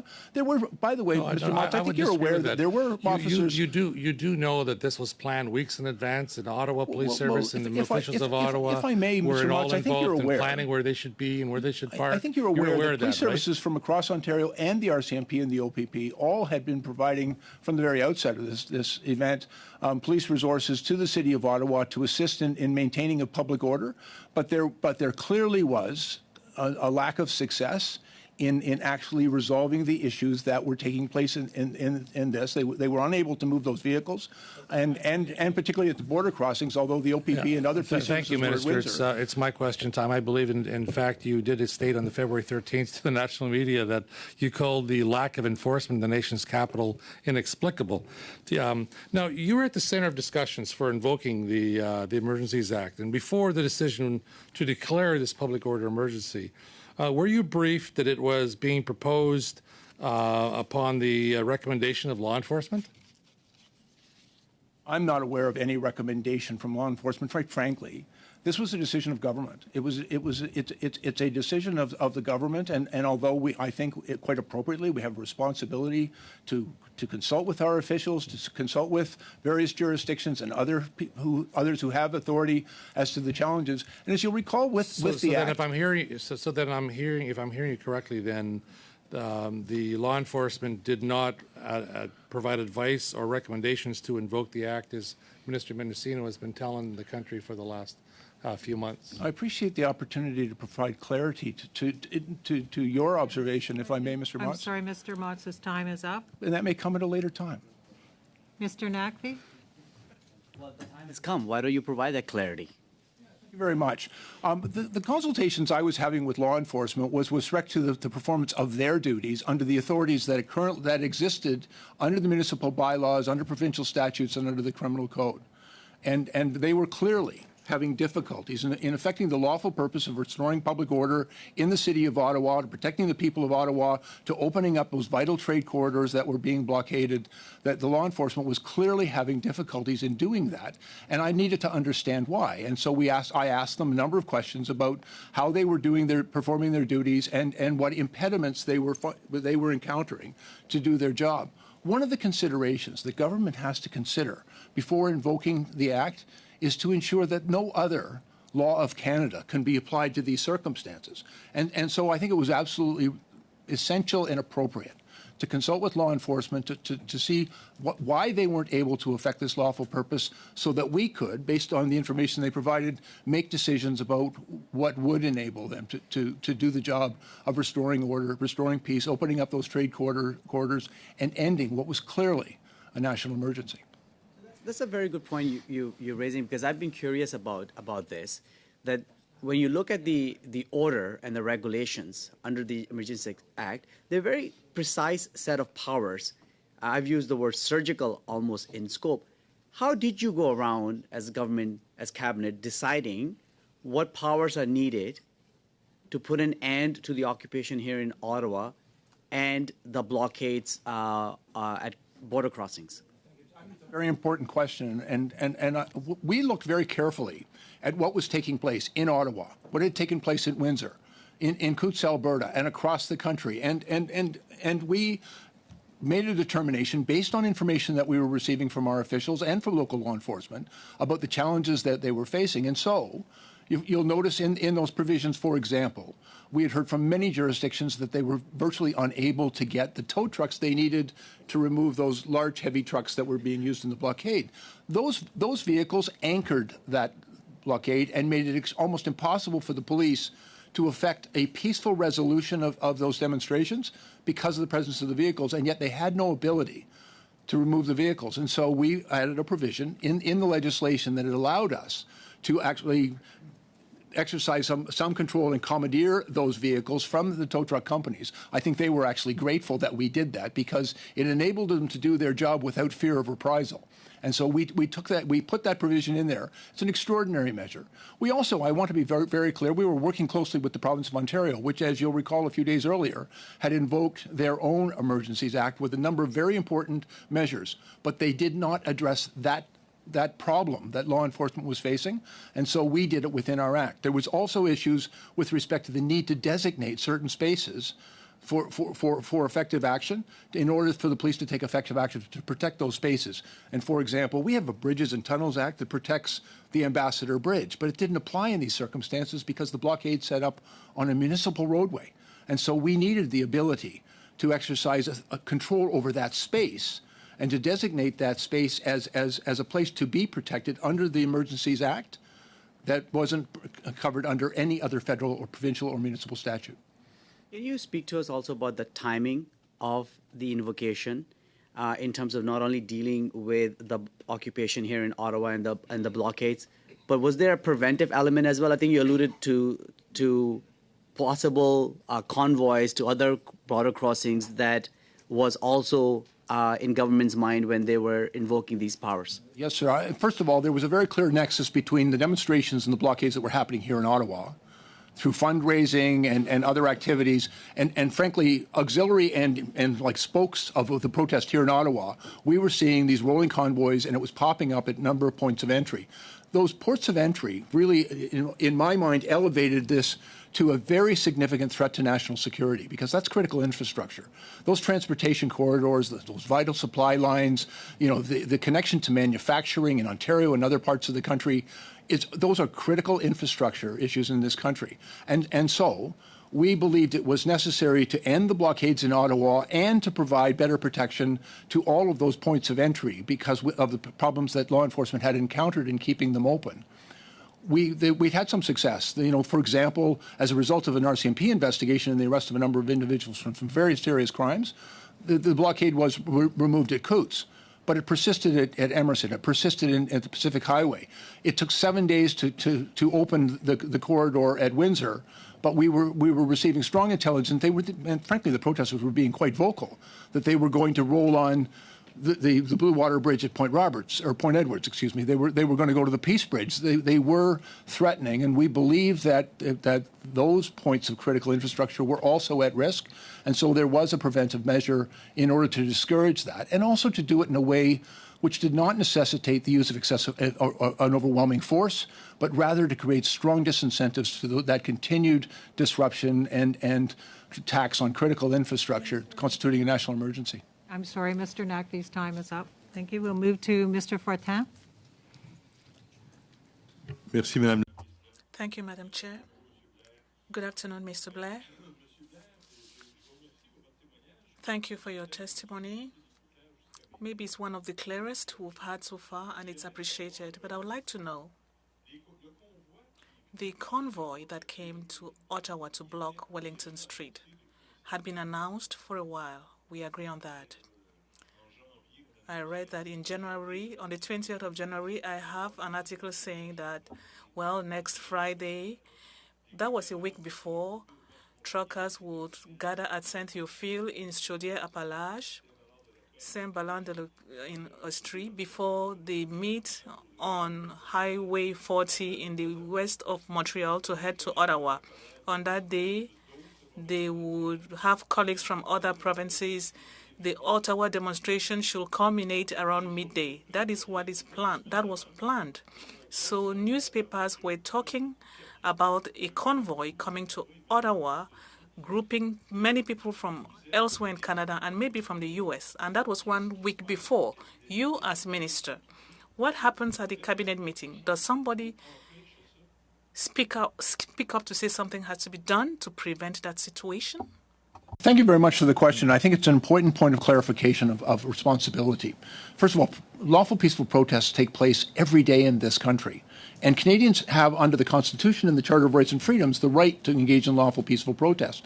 In every case, it is the responsibility of the police of jurisdiction in order to police that event. to facilitate that lawful, peaceful protest, but also to maintain public order and ensure that the rule of law is maintained and public safety is maintained.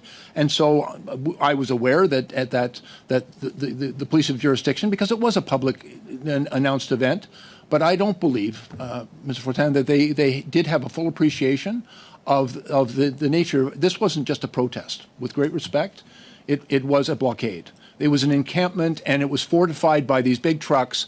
And when they came, I think in my conversations with the police, this did not meet their expectations of what was going to transpire. They were prepared to police a protest, but this evolved very quickly into something more than a protest. It became an occupation.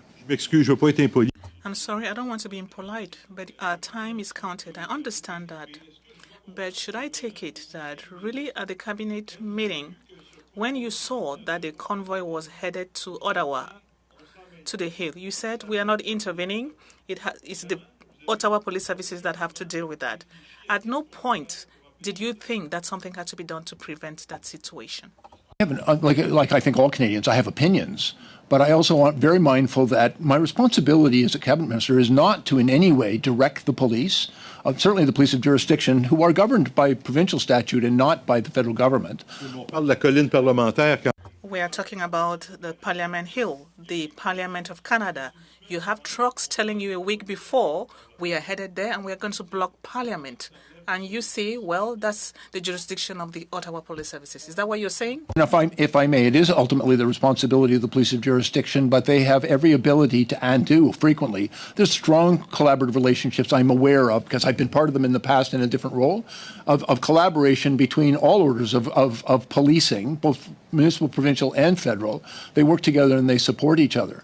But I will tell you, Mr. Fortin, I do not believe it appropriate for the government, a politician, to give direction to the police on how to police this event. We make sure that they have the resources and the authorities that they require, but it's their job to make those decisions.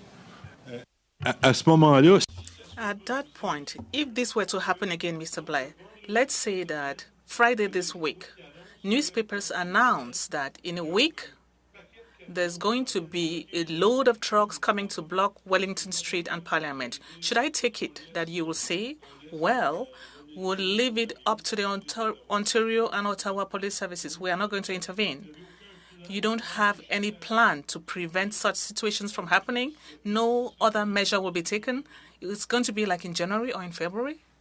No, let me be very clear. First of all, I am personally confident that law enforcement and those security officials responsible for Parliament Hill have learned some lessons from what has transpired, and they saw the difficulty that they encountered here, and I have some confidence that they'll respond appropriately. I will also tell you, because I'm aware there's important discussions taking place within Parliament at PROC, for example, and there is other work taking place to look at how we can perhaps deal with the entire Capitol Hill precinct in a more effective way.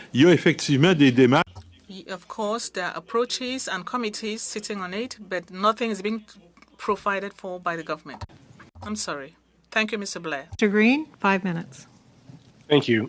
Minister, you're the minister. You're with us today as the Minister for Emergency Preparedness. When did you first become aware of the security threat, and when did preparations officially begin?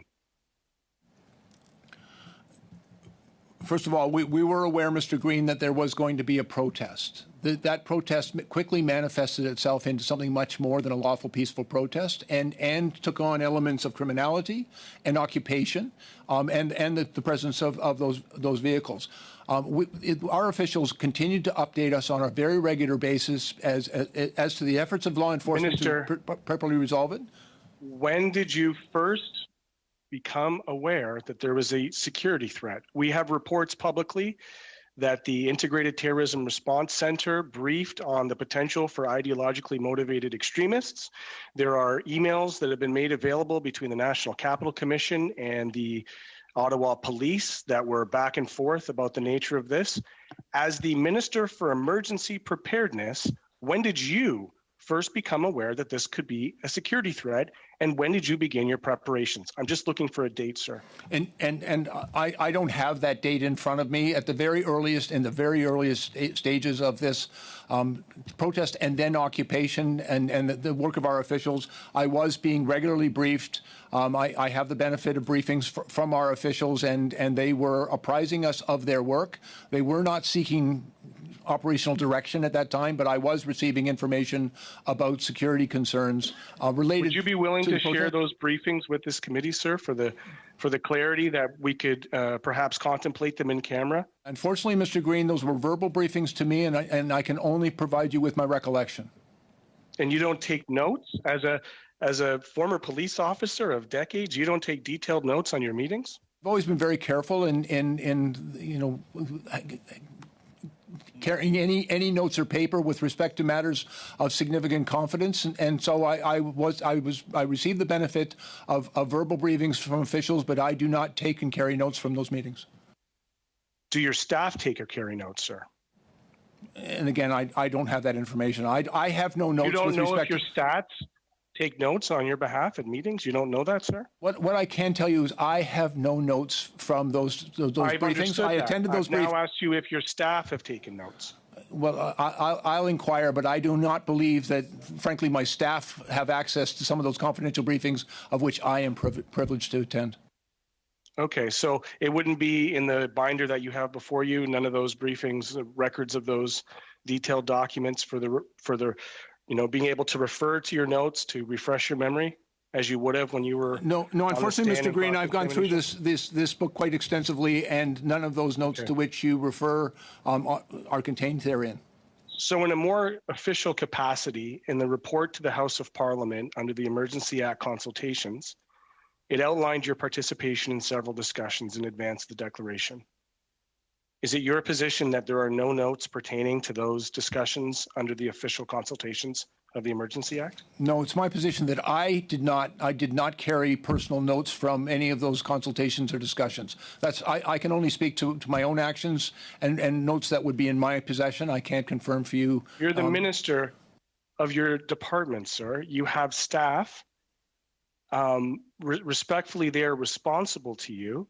So then I would ask, given that you're not taking personal responsibility, will you take ministerial responsibility to provide this committee with any notes that were taken by anybody at the meetings pertaining to the Emergency Act consultations leading up to the invocation? Yeah, respectfully, Mr. Green, I take full responsibility for my job as a minister and for my own conduct. And as I've advised you, and I've advised you quite forthrightly, that I attended a number of briefings. I did not personally take notes of those briefings, and I don't have those to share with you. I do have a recollection of those briefings, and which I am prepared as appropriate to share. You heard my question, correct? But your question was based on, quite frankly, a premise that was incorrect, and so I feel a need to correct that. If you want to modify your inquiry now, I'll do it by way of a motion at a further date in a more formal way. Were there any military people involved in the operations pertaining to G20, sir? To the best of my knowledge, no. There was no military I'm assuming you're referring to 2010's G20 that took place in the city of Toronto? Correct. Certainly not in any policing function or any function where there was direct contact with the public.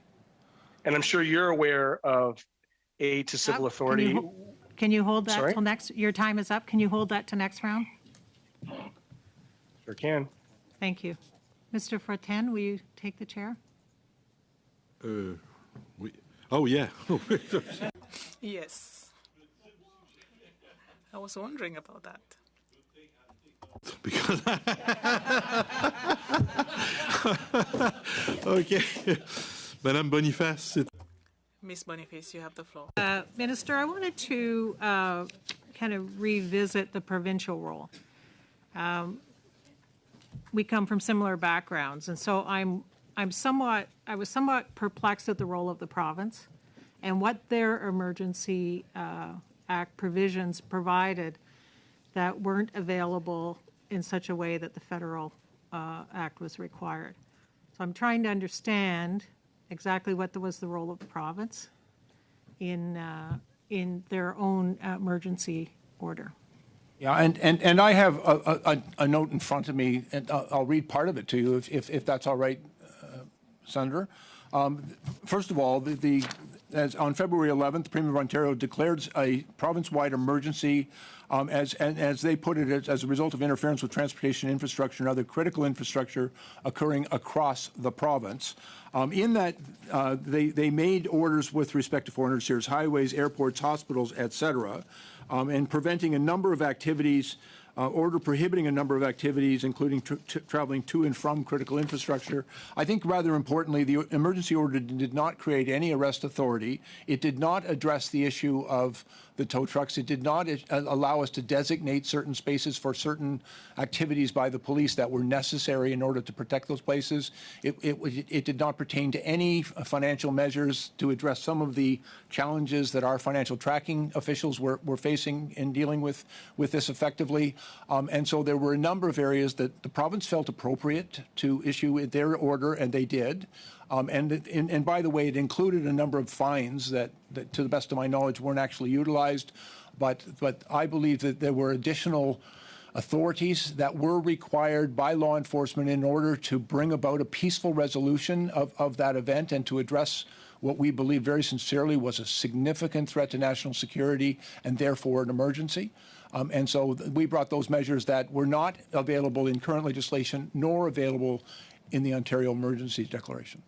Okay, thank you for that. It always still perplexes me in terms of what they chose. Can you tell me in terms of, and I'm going back to a question I think by one of my colleagues around preparation for the G20, and you indicated time frame is much shorter in terms of what we had. Would it be fair to say, as you reflect on it, that the situation here in Ottawa particularly was to a point of overwhelming the capacity of the local and provincial police? I think that's a fair assessment. I think very clearly it was beyond the capacity of the Ottawa Police Service to do on their own. They reached out very early. I had a number of conversations with law enforcement leaders across the province as well, who were sending resources to help. But I think it did exceed their capacity. And I think there was also a concern. I think the police understood their responsibility to try to resolve this peaceably. And there was a very sincere concern that they expressed to me that their actions could result in a violent response. And they were doing their very best to avoid that violence. And so we also gave consideration to those circumstances that they described in determining that we would be able to enact certain measures that would prove to be a significant disincentive to the continued occupation of Ottawa and those critical points of entry at our borders. And so that was also part of, frankly, my thinking on the measures that we were required to bring forward to how we could help law enforcement bring about a peaceful resolution of this matter. Appreciate that. And on the integrated command, which was in place for some time, was there any point where you or others in your public safety or where elsewhere in government considered putting the RCMP solely in charge of the operation here in Ottawa? It certainly wasn't available to us under the current legislative authority governing policing in Ottawa and in Ontario. I think that's very clearly articulated who's actually in charge. And as well, it's not a federal responsibility, if I may respectfully point out, that the authority with respect to providing adequate and effective policing services is, first of all, with the local police services board, but ultimately it's the responsibility of the Solicitor General for the province of Ontario. And I had a number of conversations with the Solicitor General and with other police leaders about the assistance that was being provided in this jurisdiction and in other places. And for example, we were talking about, the bridge at Windsor. And I know, as you do, the Commissioner of the OPP is a very experienced and capable police leader. And all of the police services that were coming to help, I actually have a great deal of respect and confidence in their leadership. But they were facing challenges that their existing legal authorities, municipal, provincial, and federal, did not allow them to bring about a peaceful resolution.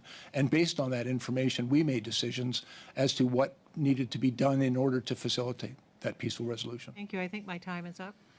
Oh, yeah.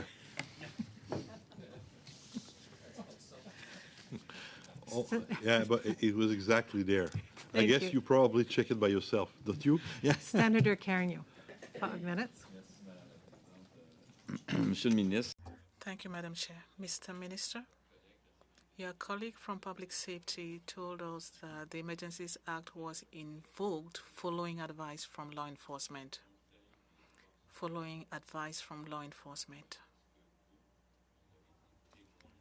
Were you the witness of any advice from law enforcement asking for the implementation of the Emergencies Act? Quite frankly, I would have been quite surprised if the police had actually asked for, made a policy recommendation or asked for any legislative authority. My conversations with law enforcement, and I had a number directly with them, was to ask about the challenges that they were facing and how, they were issues of resource, but they were also, they were unable to effect their lawful purpose. c'est toujours l'histoire des remorqueuses. Still about the tow trucks. They were not able to remove the tow away the trucks. Good example. I asked the chief here, but I also asked the RCMP why they weren't, tagging and towing those vehicles. In my experience, that's a very common thing for the police to do. And they would do it in other jurisdictions. But the chief of Ottawa expressed to me what I believe to be a sincere concern that to do so would have been provocative, potentially leading to violence. And he also expressed very sincere concern that it would be unsafe for his officers to enforce those laws. How did the act allow the trucks to be removed from Ottawa? What additional power was contained in the Order or Emergencies Act that allowed that those trucks could be removed? Because pursuant to the current law, without the Emergencies Act, the police could compel a tow truck owner to do something. If not, they could go to court using the criminal code. The criminal code provides that could be compelled according to the criminal code. So what did the Emergencies Act change? Police services in every jurisdiction across the country have contracts with tow truck companies. They don't own the tow trucks themselves in the vast majority of jurisdictions. They have contracts. And part of those contracts is those companies have the types of vehicles that are required to remove big tractor trailers. And unfortunately, in every jurisdiction, I have a letter here which I'll share. I brought copies of it that I received, for example, from my ministerial counterpart in Alberta, Mr. Minister McIver, in which he said, and I think very importantly, actually I'll be able to read it to you a little bit here. He said that despite our best efforts to resolve this ongoing issue, the Royal Canadian Mounted Police have exhausted all local and regional options to alleviate the week-long service disruptions at this important international border. And so they were asking for help. OK. Donc, si vous n'êtes pas au courant. So if you are not aware that law enforcement gave advice that the Emergencies Act should be used, who advised the government to use the Emergencies Act? Sir, the police did not advise me that the Emergencies Act should be used. The police were very clear about the challenges they face. Good, sir.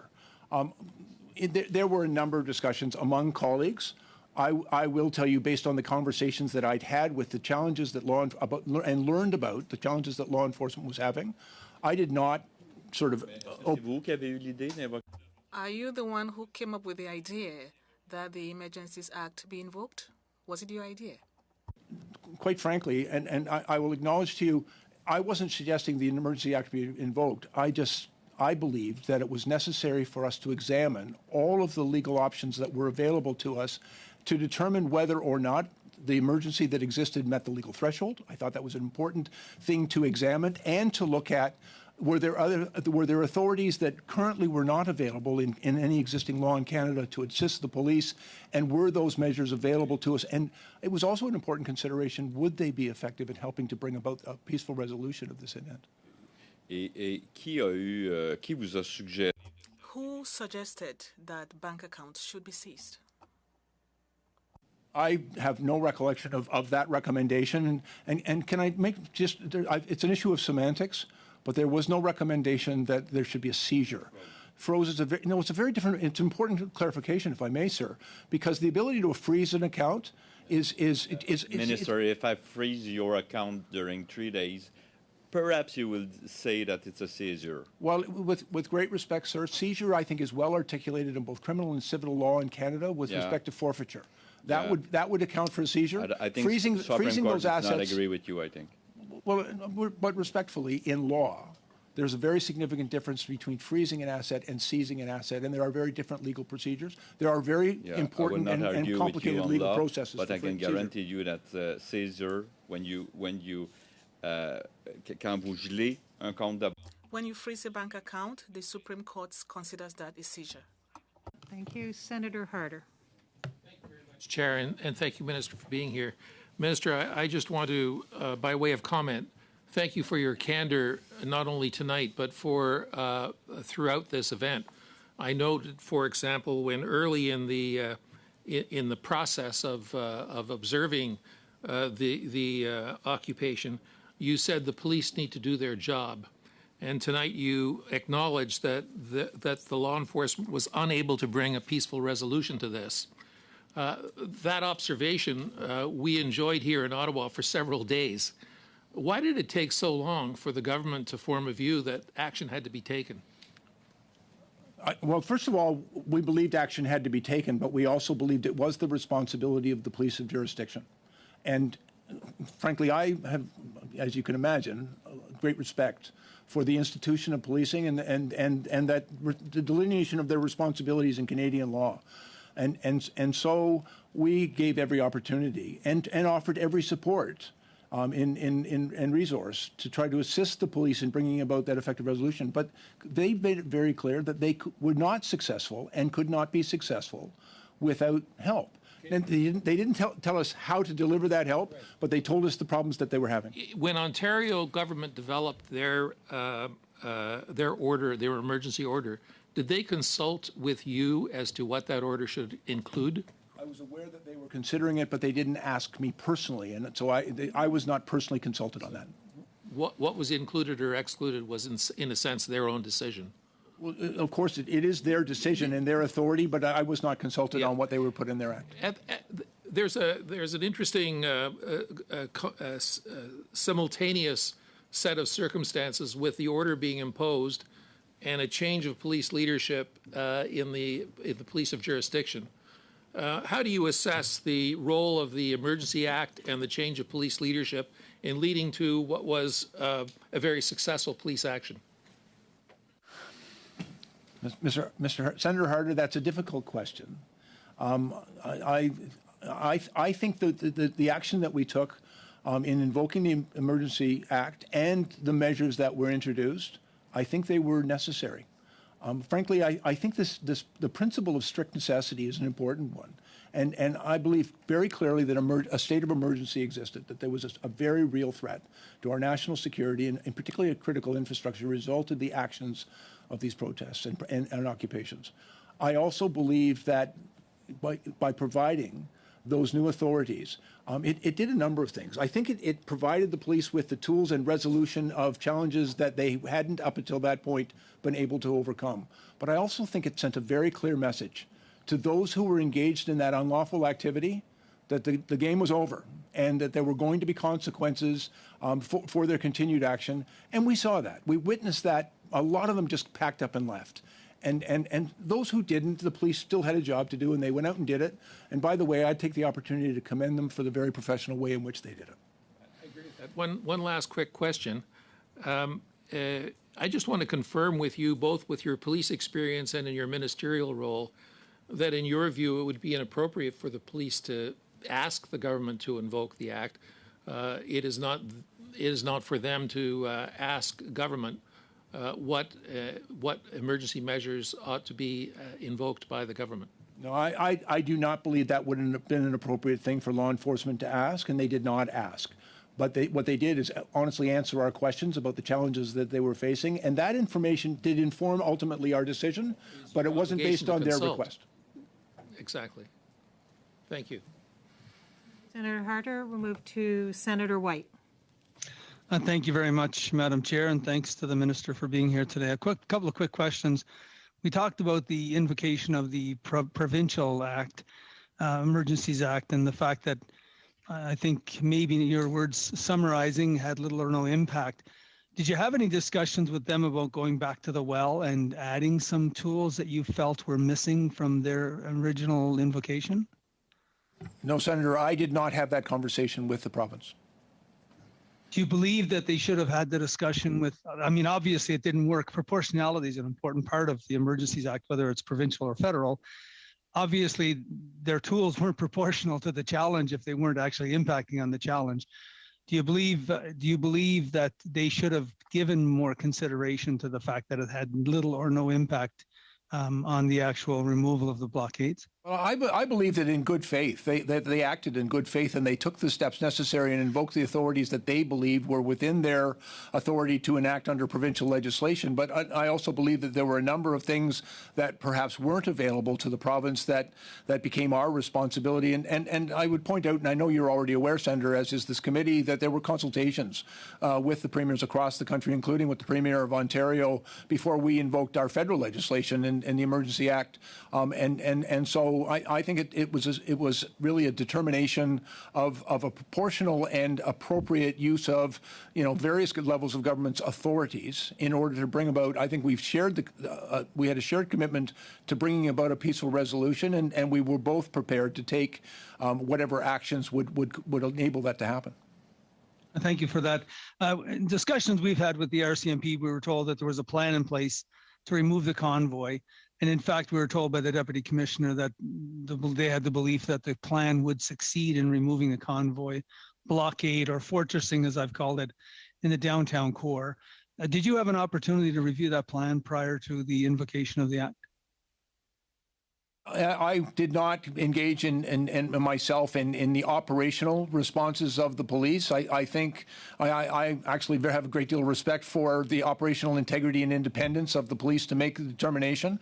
They are governed by the rule of law, by their Charter of Rights and Freedoms, and my expectation is that their response would be effective and proportional. But what we did witness is that for a number of weeks, the law enforcement response, not just here in Ottawa, but particularly here in Ottawa, but not just here in Ottawa, had not been able to resolve those blockades of critical infrastructure in this country in a timely way. And even, the blockades in Windsor, for example, went on for 7 days. And ultimately, the police were successful in removing that blockade, but at an enormous cost to not just the economy of Canada, but to people, people that were idled, workers that were idled and when their plants were cut. They lost their hours. They lost their ability to support and feed their families. There was a very real impact by those blockades for those Canadians. But if I may, Minister, prior to invoking the Emergency Act, wouldn't we have wanted to see what their plan was going forward? Obviously, their plan for the first number of weeks didn't work, but we were told by the RCMP, which is a federal agency, that they actually had a plan that they felt was going to work just days prior to the invocation. Do you know if the Minister of Public Safety, to whom there's a more direct link with the RCMP, had reviewed that plan to see whether or not, in other words, did they believe that if this plan will be unsuccessful, we need to do something else? So do you know if anyone in the government saw that plan? I can tell you, I can only speak for myself, Senator, and what I can tell you is I did not see any evidence of a plan that would effectively end these illegal blockades and the enormous impact it was having on this community and Canadians right across the country. I did not see evidence of a plan to effectively deal with that. One of the most important things, and I keep on coming back to it, and people say, well, the tow trucks, getting the tow trucks there to remove those vehicles is a trivial matter, but it was not. And in fact, those trucks, you referred to it as a fortress in this community, and somewhat a fortified encampment that was taking place at our borders. But the inability of law enforcement to have those trucks removed from those locations very significantly impeded their ability to end those occupations and to remove that threat. And so it was something that we felt that we needed to do. There were a number of other measures that similarly were necessary to designate certain spaces for law enforcement action, for example, to deal with particular situations where people were bringing children into those areas, which made law enforcement's job really, really difficult and dangerous. If I may, because the chair is going to stop me, did you express concerns with the mayor of Ottawa, who was negotiating with people who are involved in criminal activity, to allow them to take certain land and further fortress it to give up other land? First of all, I did not have any conversations with the mayor about his negotiation. However, I would make the observation that as a result of when I saw the document of what had been agreed to, and that they had allowed, in order to get the blockades and the protest activity out of certain areas, to limit it only to Wellington Street and the John A. Parkway, that struck me as a bit of a challenge for law enforcement in their response, because that could be interpreted as the mayor giving them permission to be in that place. Minister, I'm afraid I have to cut you off. I apologize. Thank you very much, Madam Chair. Point of Thank order. you, Minister. Yes?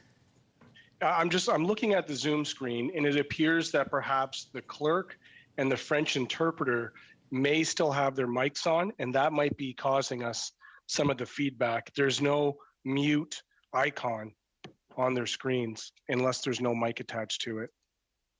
No mic. But There's no mic attached, I understand. what about with the French interpreter? It doesn't appear that there's a mute. There's some feedback coming. I've done now 2.5 years of these Zooms, and I've never had this type of cross feedback. Well, continue, Mr. Green, and we'll look into it while that's taking place. Perhaps we can, we've now go to next round, and I'm looking for direction from the committee. We can go 4 minutes for members, some members, and 3 minutes for others, but we do have enough time. Instead of doing the 1 minute round at the end, we could go for 5 minutes. If members want to share their time, they can do so with others. Spoke to some, but I'm just making sure everybody would be agreeable to that. Okay. Madam Chair. Madam Chair, I'd prefer to stick to the rules that we've established for this committee, which is the next round should be a 4 minute round. Okay. Then that is the motion on the floor, so it's my understanding we have to conform to the motion. So we'll go, Mr. Brock, you have 4 minutes. Good evening, Minister Blair.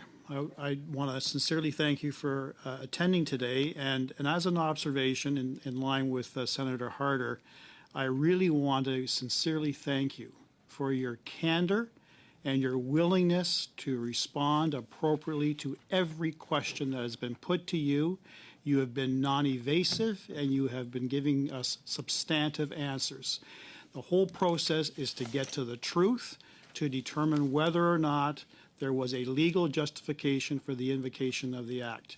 Unlike the Deputy Prime Minister, who wasted 90 minutes of precious committee time, I sincerely thank you. I wish to start off, however, describing my bewilderment and astonishment that someone with your experience in government, someone with your experience in policing for several decades, someone who has participated in the invocation of emergency powers that have never been used in the history of this country, would not take notes. I find that absolutely incredible. I want to ask you very, very clearly, in any discussion with Cabinet or your officials in your department, are you telling this committee you did not keep any notes, no note-taking by you, regardless of the number of meetings? And Mr. Brock, that's in fact true. Thank you. I do not keep notes. I'm going to present to you a series of questions that, in my view, has seriously undermined the confidence of Canadians in this government as to the rationale behind the invocation of the Act. I'm going to ask you whether you agree or disagree. Minister Mendicino has been under fire as of late in the House and in the press because he has made it abundantly clear that it was on the advice of nonpartisan law enforcement that the invocation of the Act was established. We now know that neither the RCMP or the Ottawa Police asked the government to invoke the Act, despite those claims. Do you agree or disagree? And because I do want to be very candid and forthright with this committee. The police did not ask me Thank you. But if I may? Yep. But they did. No, you they answered did my answer question. I have limited time, sir, with all due respect. I have To be limited very time. clear, it's an important question you've asked, sir. They provided me with information that I acted upon and that I believe to be true. Thank that you. informed my subsequent decision Thank you, and Minister. support for the Emergencies Act. Thank you, Minister. Minister Mendocino also falsely claimed, misled Canadians in believing that the Freedom Convoy protesters set fire or attempted to set fire to an Ottawa apartment after locking residents inside, which, according to Ottawa police, was not true. You accept that? In part. First All of right. all, I'm Thank aware you. that was not related to the protest. Thank you. I don't ascribe any other motive to anyone else. Thank you. Despite reports of illegal guns in the cabs of some truckers protesting in Ottawa, no gun charges have been laid to date. Despite claims by Minister Mendocino that women were threatened with sexual assault by protesters, no sexual assault charges have been laid to date. You accept that?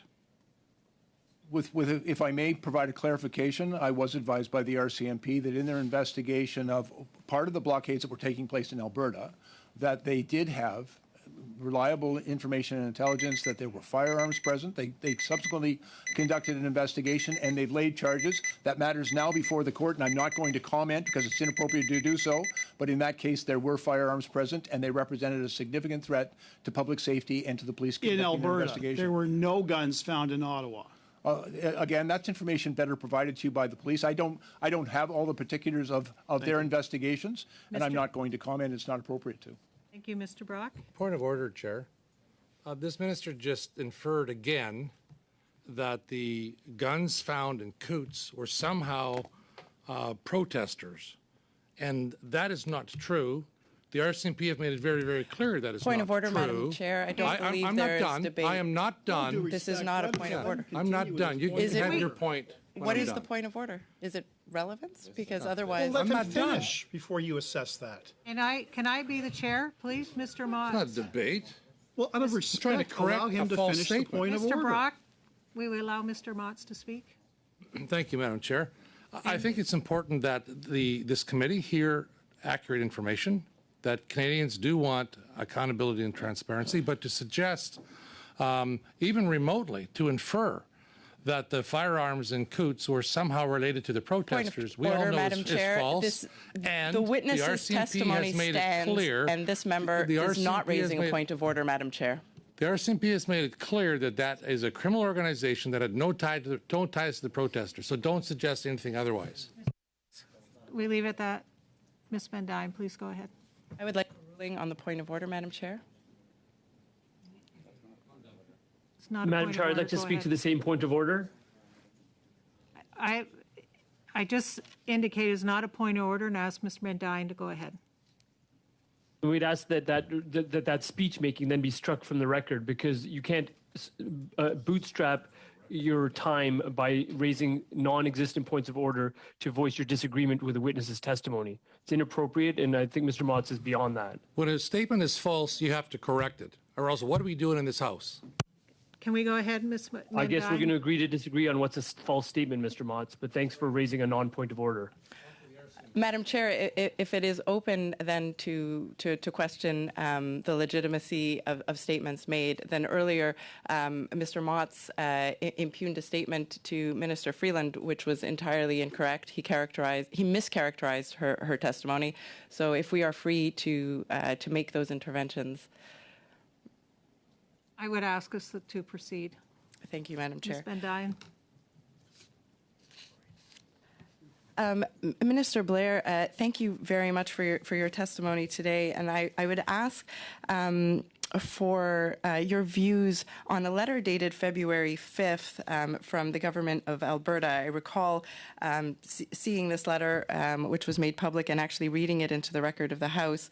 It says in part, and I quote, that they've exhausted all local and regional options to alleviate the week-long service disruptions, end quote, and they are asking the federal government for urgent assistance. Do you recall that letter, Minister? I do recall the letter, and for the help of this committee, I've brought copies for all of the members if you'd like me to table it. I would. I was not aware. Please do so. Do you have any other such letters from other provinces or communications that, if you have anything else that you'd like to table with the committee, I would certainly be open to that. I have a letter that I think is relevant as well, and it's dated on February 11th, and it was written to the Prime Minister, but I have a copy of it because it was also copied to me, and it's from the Premier of Manitoba, in which she talks about the critical trade corridor, the orderly and constant movement of traffic is indispensable link in the supply chain relied upon by all Manitobans. Thank you, Minister, and thank you for providing us with those copies. What were you hearing from provinces and municipalities prior to the invocation of the Emergencies Act?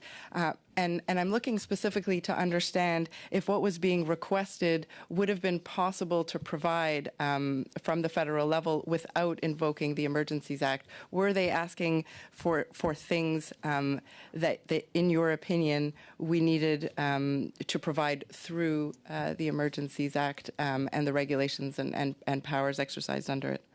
Thank you. If I may, one of the things that the minister from Alberta was asking for was that he was trying to get access to tow trucks. They couldn't get them from the tow companies in Alberta.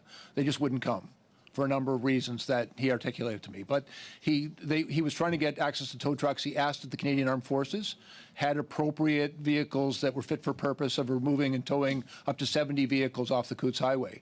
So we inquired. And that's one of my responsibilities because I responded to requests for assistance. We inquired of the Canadian Armed Forces, and they advised they did not have appropriate vehicles for that purpose. But it was Minister McIver, quite respectfully, was not the only one facing this enormous difficulty of getting those vehicles removed. They were being used to anchor those protests, and it really was a significant challenge for law enforcement, but it was illustrative of some of the challenges that we were being asked of. And we responded through one of the measures of the Emergency Act by making it available to basically to commandeer those vehicles and to make sure that they were available for the purpose that they were required for. And I understand that you're quite familiar with the swearing in of RCMP officers. Can you tell us a little bit about, how the invocation of the Emergencies Act assisted us in providing personnel in support? I've been involved in this a number of times. I used to, as a police officer, used to come up to Ottawa and help with big protests up here too.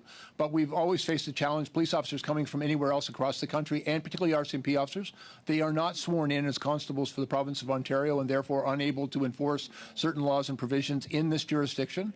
And so we in order to facilitate the movement of police officers from across Canada to come to Ottawa to help with these measures, there's a section within the Emergencies Act that allowed those RCMP officers to act as police officers here in the province of Ontario or anywhere else in the country for which they required that authority.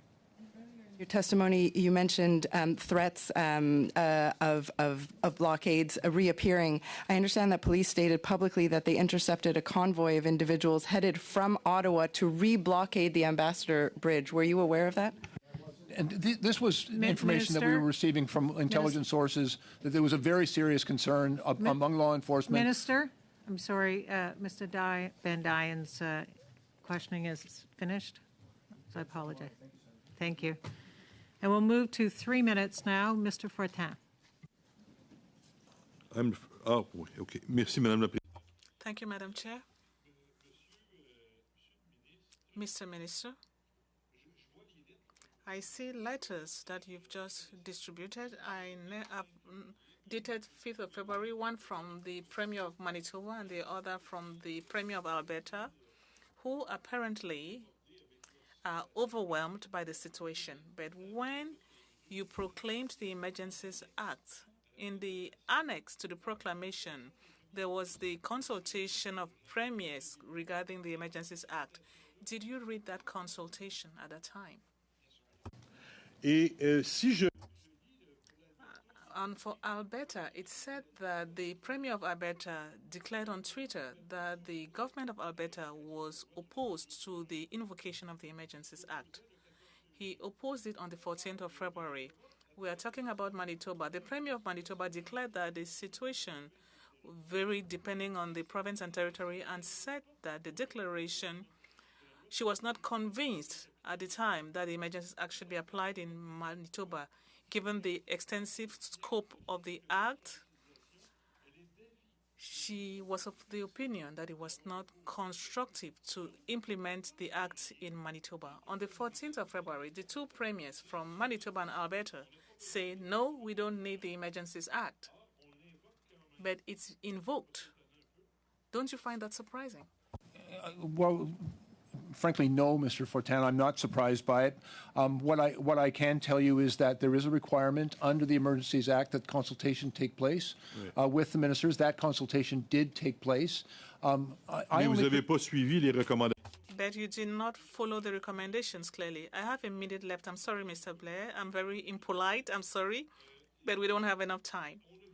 We saw that when the police officers unblocked Wellington Street here in Ottawa, there was nothing magical. There was no helicopters, the army, no squads, nothing like that. Police officers came very calmly, very slowly, and they evacuated the demonstrators. And there were tow trucks that moved the trucks. There's nothing there that made me think, wow, the Emergencies Act did something wonderful. It was a simple police operation, something that you must have done during the G20 events or during other events.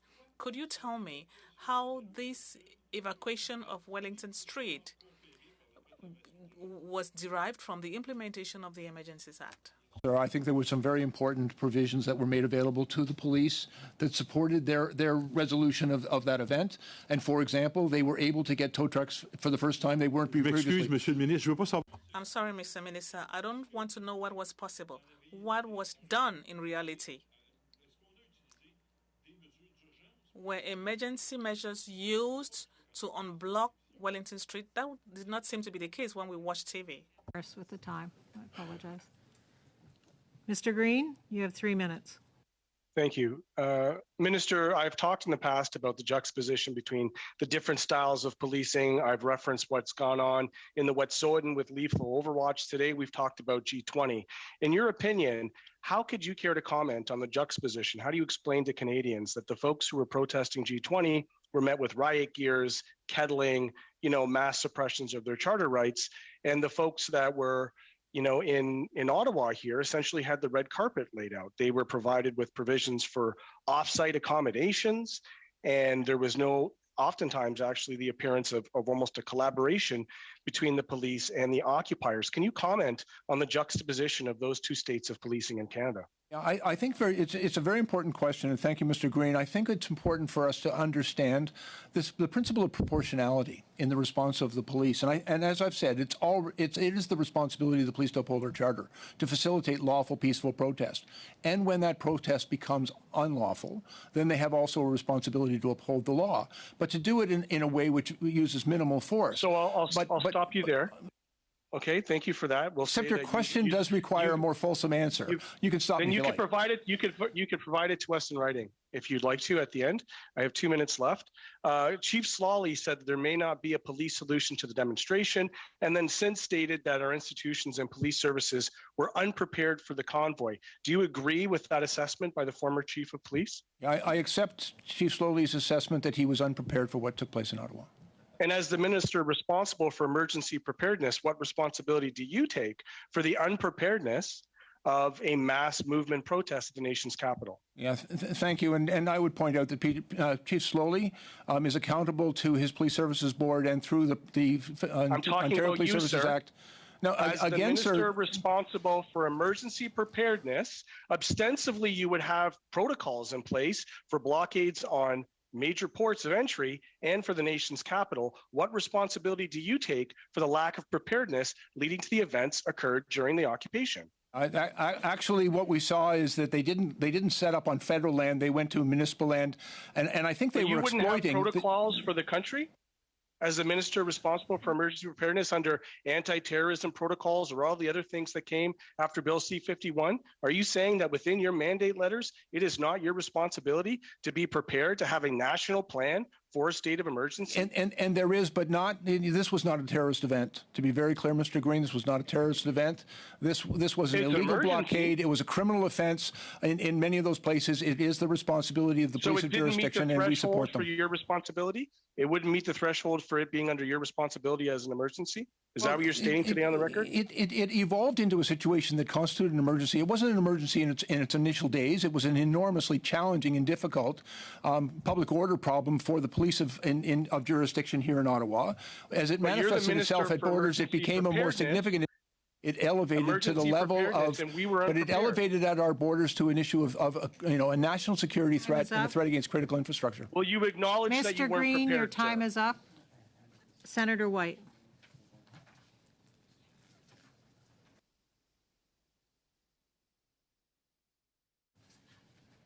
Senator White, you're on mute. Twice and now it works. Thank you. Sorry about that. I'm going to jump right into it because you made a statement that it allowed for the swearing in of, or the use of RCMP officers and other officers from other services. But there is another alternative. We can't swear them in, as I'm sure you've been involved in the swearing in of RCMP officers for G8 events, G20 events, and here on every Canada Day, I think we swear in 700 or 800 RCMP officers so they can perform the same duties as a municipal police officer, correct? Senator, that was the challenge. It takes time, and we were trying to facilitate a quick response to the needs of the City of Ottawa, the jurisdiction. No, that's perfect. Thanks for that. I just didn't want to leave it out there as the only one option. Can you tell us, in your 37 years of policing, probably, give or take a couple, have you ever seen an event like this? And look, you're policed in Toronto, the big city in the country. Have you ever seen anything like this? Yeah, I've actually policed an awful lot of protests in my life, Vern, and I was public order commander in Canada, in Toronto for about 9 years. Of course, I was the police chief for there for 10. I also helped in other jurisdictions in public order events. I think there was some very unique challenges in the circumstances that arose here. I've never seen a situation where trucks were used in this way to essentially create a blockade, a fortress, in that made the movement of moving people around in a protest is a relatively straightforward activity. It's difficult at times, but it's doable. But I think those trucks made it particularly challenging. And then the targeted actions that were taking place at our border clearly intended to cause maximum harm to Canadians and Canadian economy. It represented a significant challenge because of the jurisdictions that were overlapping and conflicting. Thanks for that. And then quickly, we had legislation come from the other place into the Senate in regards to protests in relation to health officials, nurses, hospitals. And there was consideration given in our committee in legal committee about adding in there, making it illegal using vehicles to participate in those protests. Is it time for us to pass legislation in this country to make it illegal to use vehicles in those protests? I think it's a very important conversation that we should have here in Parliament. I think there's a number of considerations that need to be fulsomely examined. But certainly the use of vehicles was complicated in these circumstances. And I think we also have to give consideration to taking the steps that are necessary. And this is part of my responsibility to ensure that critical infrastructure, including manufacture in those essential trade corridors, have the necessary authorities that can be used to protect them. Thank you, Madam Chair. I'm finished. Thanks. Thank you, Senator. Senator Carignan. Merci, Madame la Présidente. Monsieur le Ministre. Thank you, Madam Chair. Mr. Minister, Senator White a while ago talked about the RCMP plan for removing the blockades. On the 12th of February, the Ottawa Police also came up with an opinion saying that all available staff were deployed. They have a plan to put an end to the illegal occupation, and they were waiting for necessary reinforcements. On the 12th of February, the Ottawa Police said they had a plan. Were you informed of that plan? From open sources, I of course read the media and watch the TV like everyone else, but I had not seen the particulars of a plan. And frankly, the situation that existed here in Ottawa and in other places in Canada required more than just more people. It required the ability to deal with some very difficult issues that they were confronted. I'm sorry? Avec un plan. With a plan. Well, of course. Okay. Mais vous avez pas. But you did not talk to the Ottawa police to find out what their plan was. And again, Senator, respectfully, that is an operational activity of the police of jurisdiction, and it's not appropriate for me to engage in any. Est-ce que vous savez que la police d'Ottawa... Do you know that the Ottawa Police Services removed vehicles on the 10th of February? There was some, like very small vehicles, cars. Non, des camions. No, trucks. That were removed. Des gros camions, là. Huge trucks. And removed how, sir? Like, could you clarify that? La police d'Ottawa... The Ottawa police towed away trucks on the 10th of February. OK. Donc, vous avez... So you did not talk to the Ottawa Police Services to find out what their plan was. On the 12th of February, they tell us that they have a plan. On the 10th of February, they were able to tow trucks. On the 14th of February, the blockade at the Ambassador Bridge was lifted. Vehicles were towed. The bridge was open. On the 13th of February at 8:30, you had a cabinet meeting. And you concluded that there was no other means besides adopting the Emergencies Act. The blockade, for example, at Ambassador Bridge took 7 days to clear. And there was strong indications and evidence that it was the intention of the blockaders to return to that bridge and other bridges. And so, we weren't going to play whack-a-mole with this, because if it was going to take 7 days to clear, the hourly impact, economic and personal, for Canadians of those blockades was enormous and significant. And we wanted to make sure that we ended that threat. Donc, vous n'aviez pas connaissance du plan, vous n'avez pas été avisé par les services.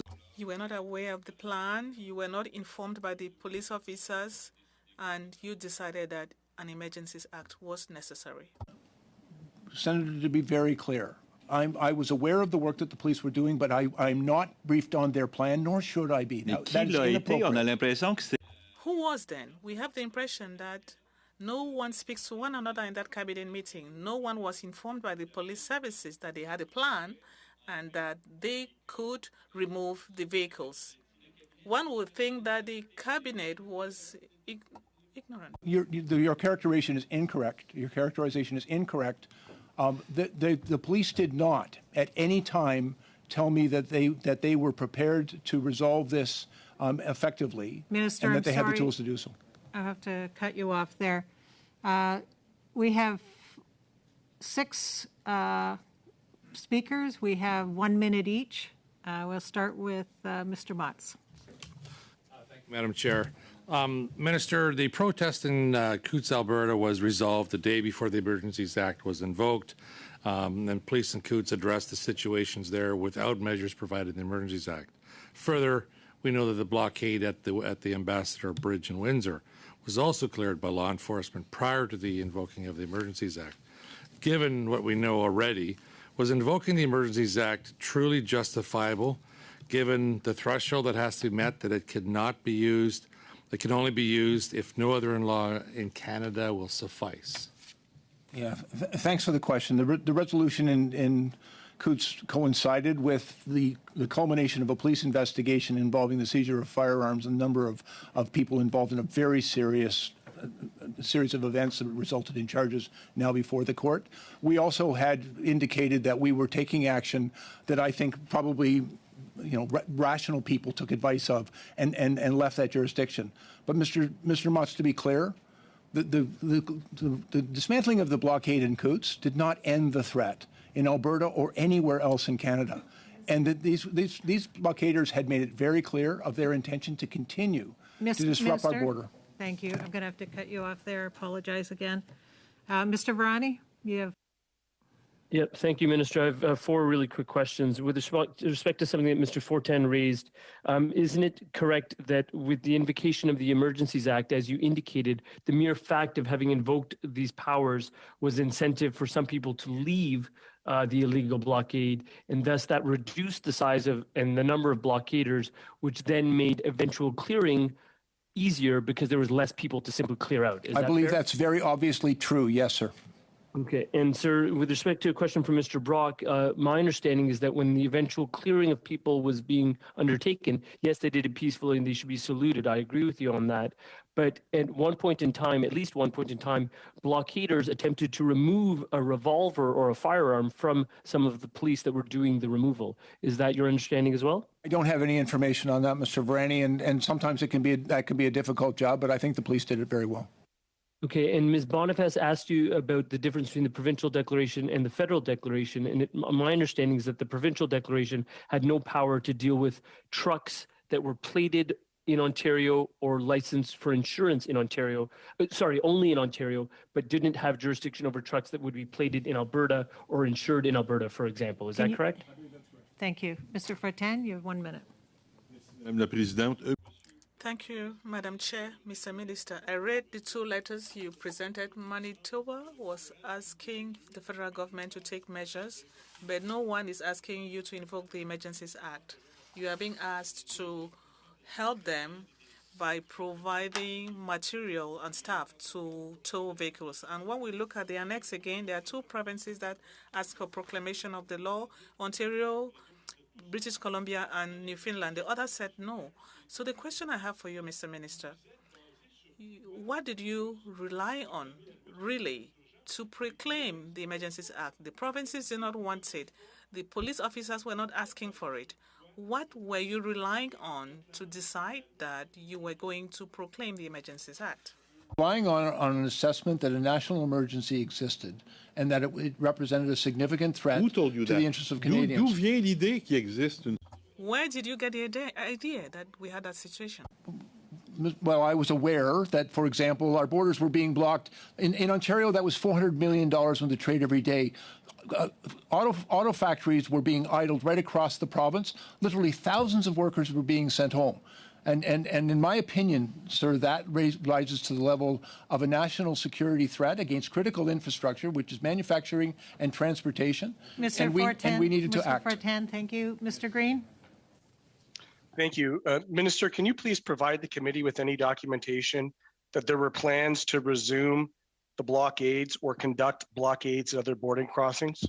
I don't have that documentation. That I was briefed on that. I believe as well, Mr. Green, and did you receive a briefing document on that? No, I received a verbal briefing, but I've also read a number of open source reports on the same subject. There was a very sincere and legitimate concern that these blockades would return. It was a yes or no.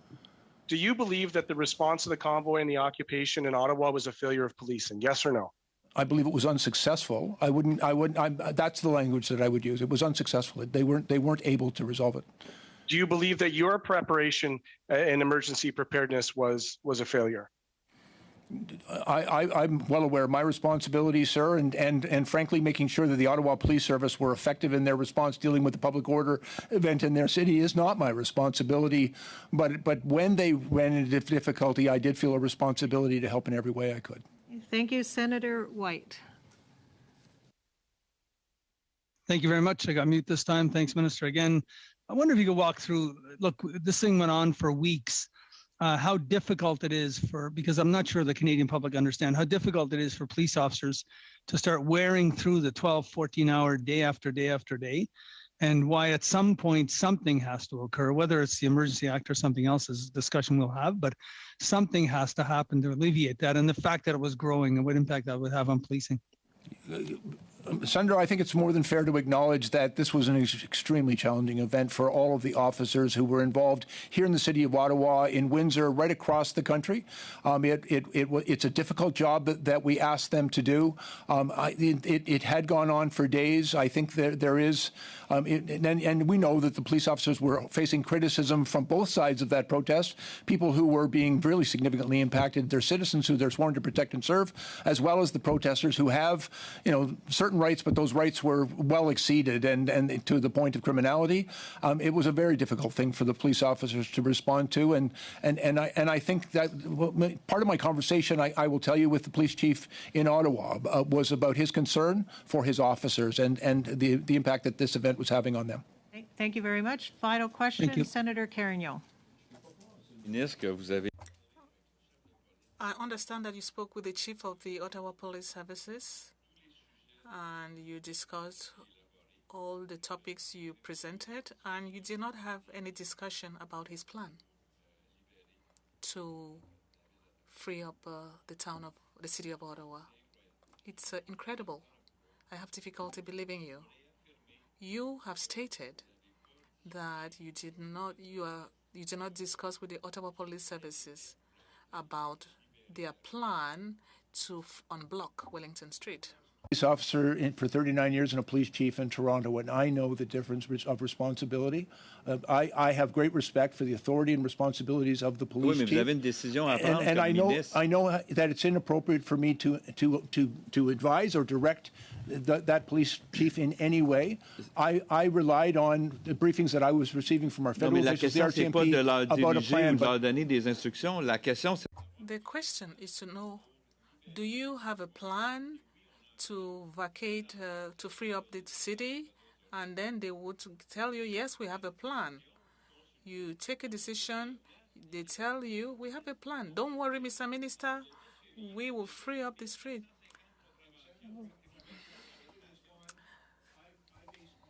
Judgment on the facts, and the fact was whether or not they had a plan or not, it had proven to be singularly ineffective in resolving the situation peacefully. So you also watch it on TV? Let me take the opportunity, Minister Blair, to thank you for being here and to, on behalf of all members of the committee. Madam Chair, just a point of order. Go ahead. I just want to put on the record in a word I misspoke. I believe the records will show that I insinuated that the Deputy Prime Minister was contemptible. That was not the intended word I wanted to say. I want to apologize for that. It was contemptuous, for the record, almost contemptuous. So rather than have to stand up in the House and do that apology, I just thought I would do that now and allow that record to be corrected. I did not suggest she was contemptible. Duly noted. Thank you. I'll go back to thanking Minister Blair for joining us. And on behalf of all committee members, we are now adjourned.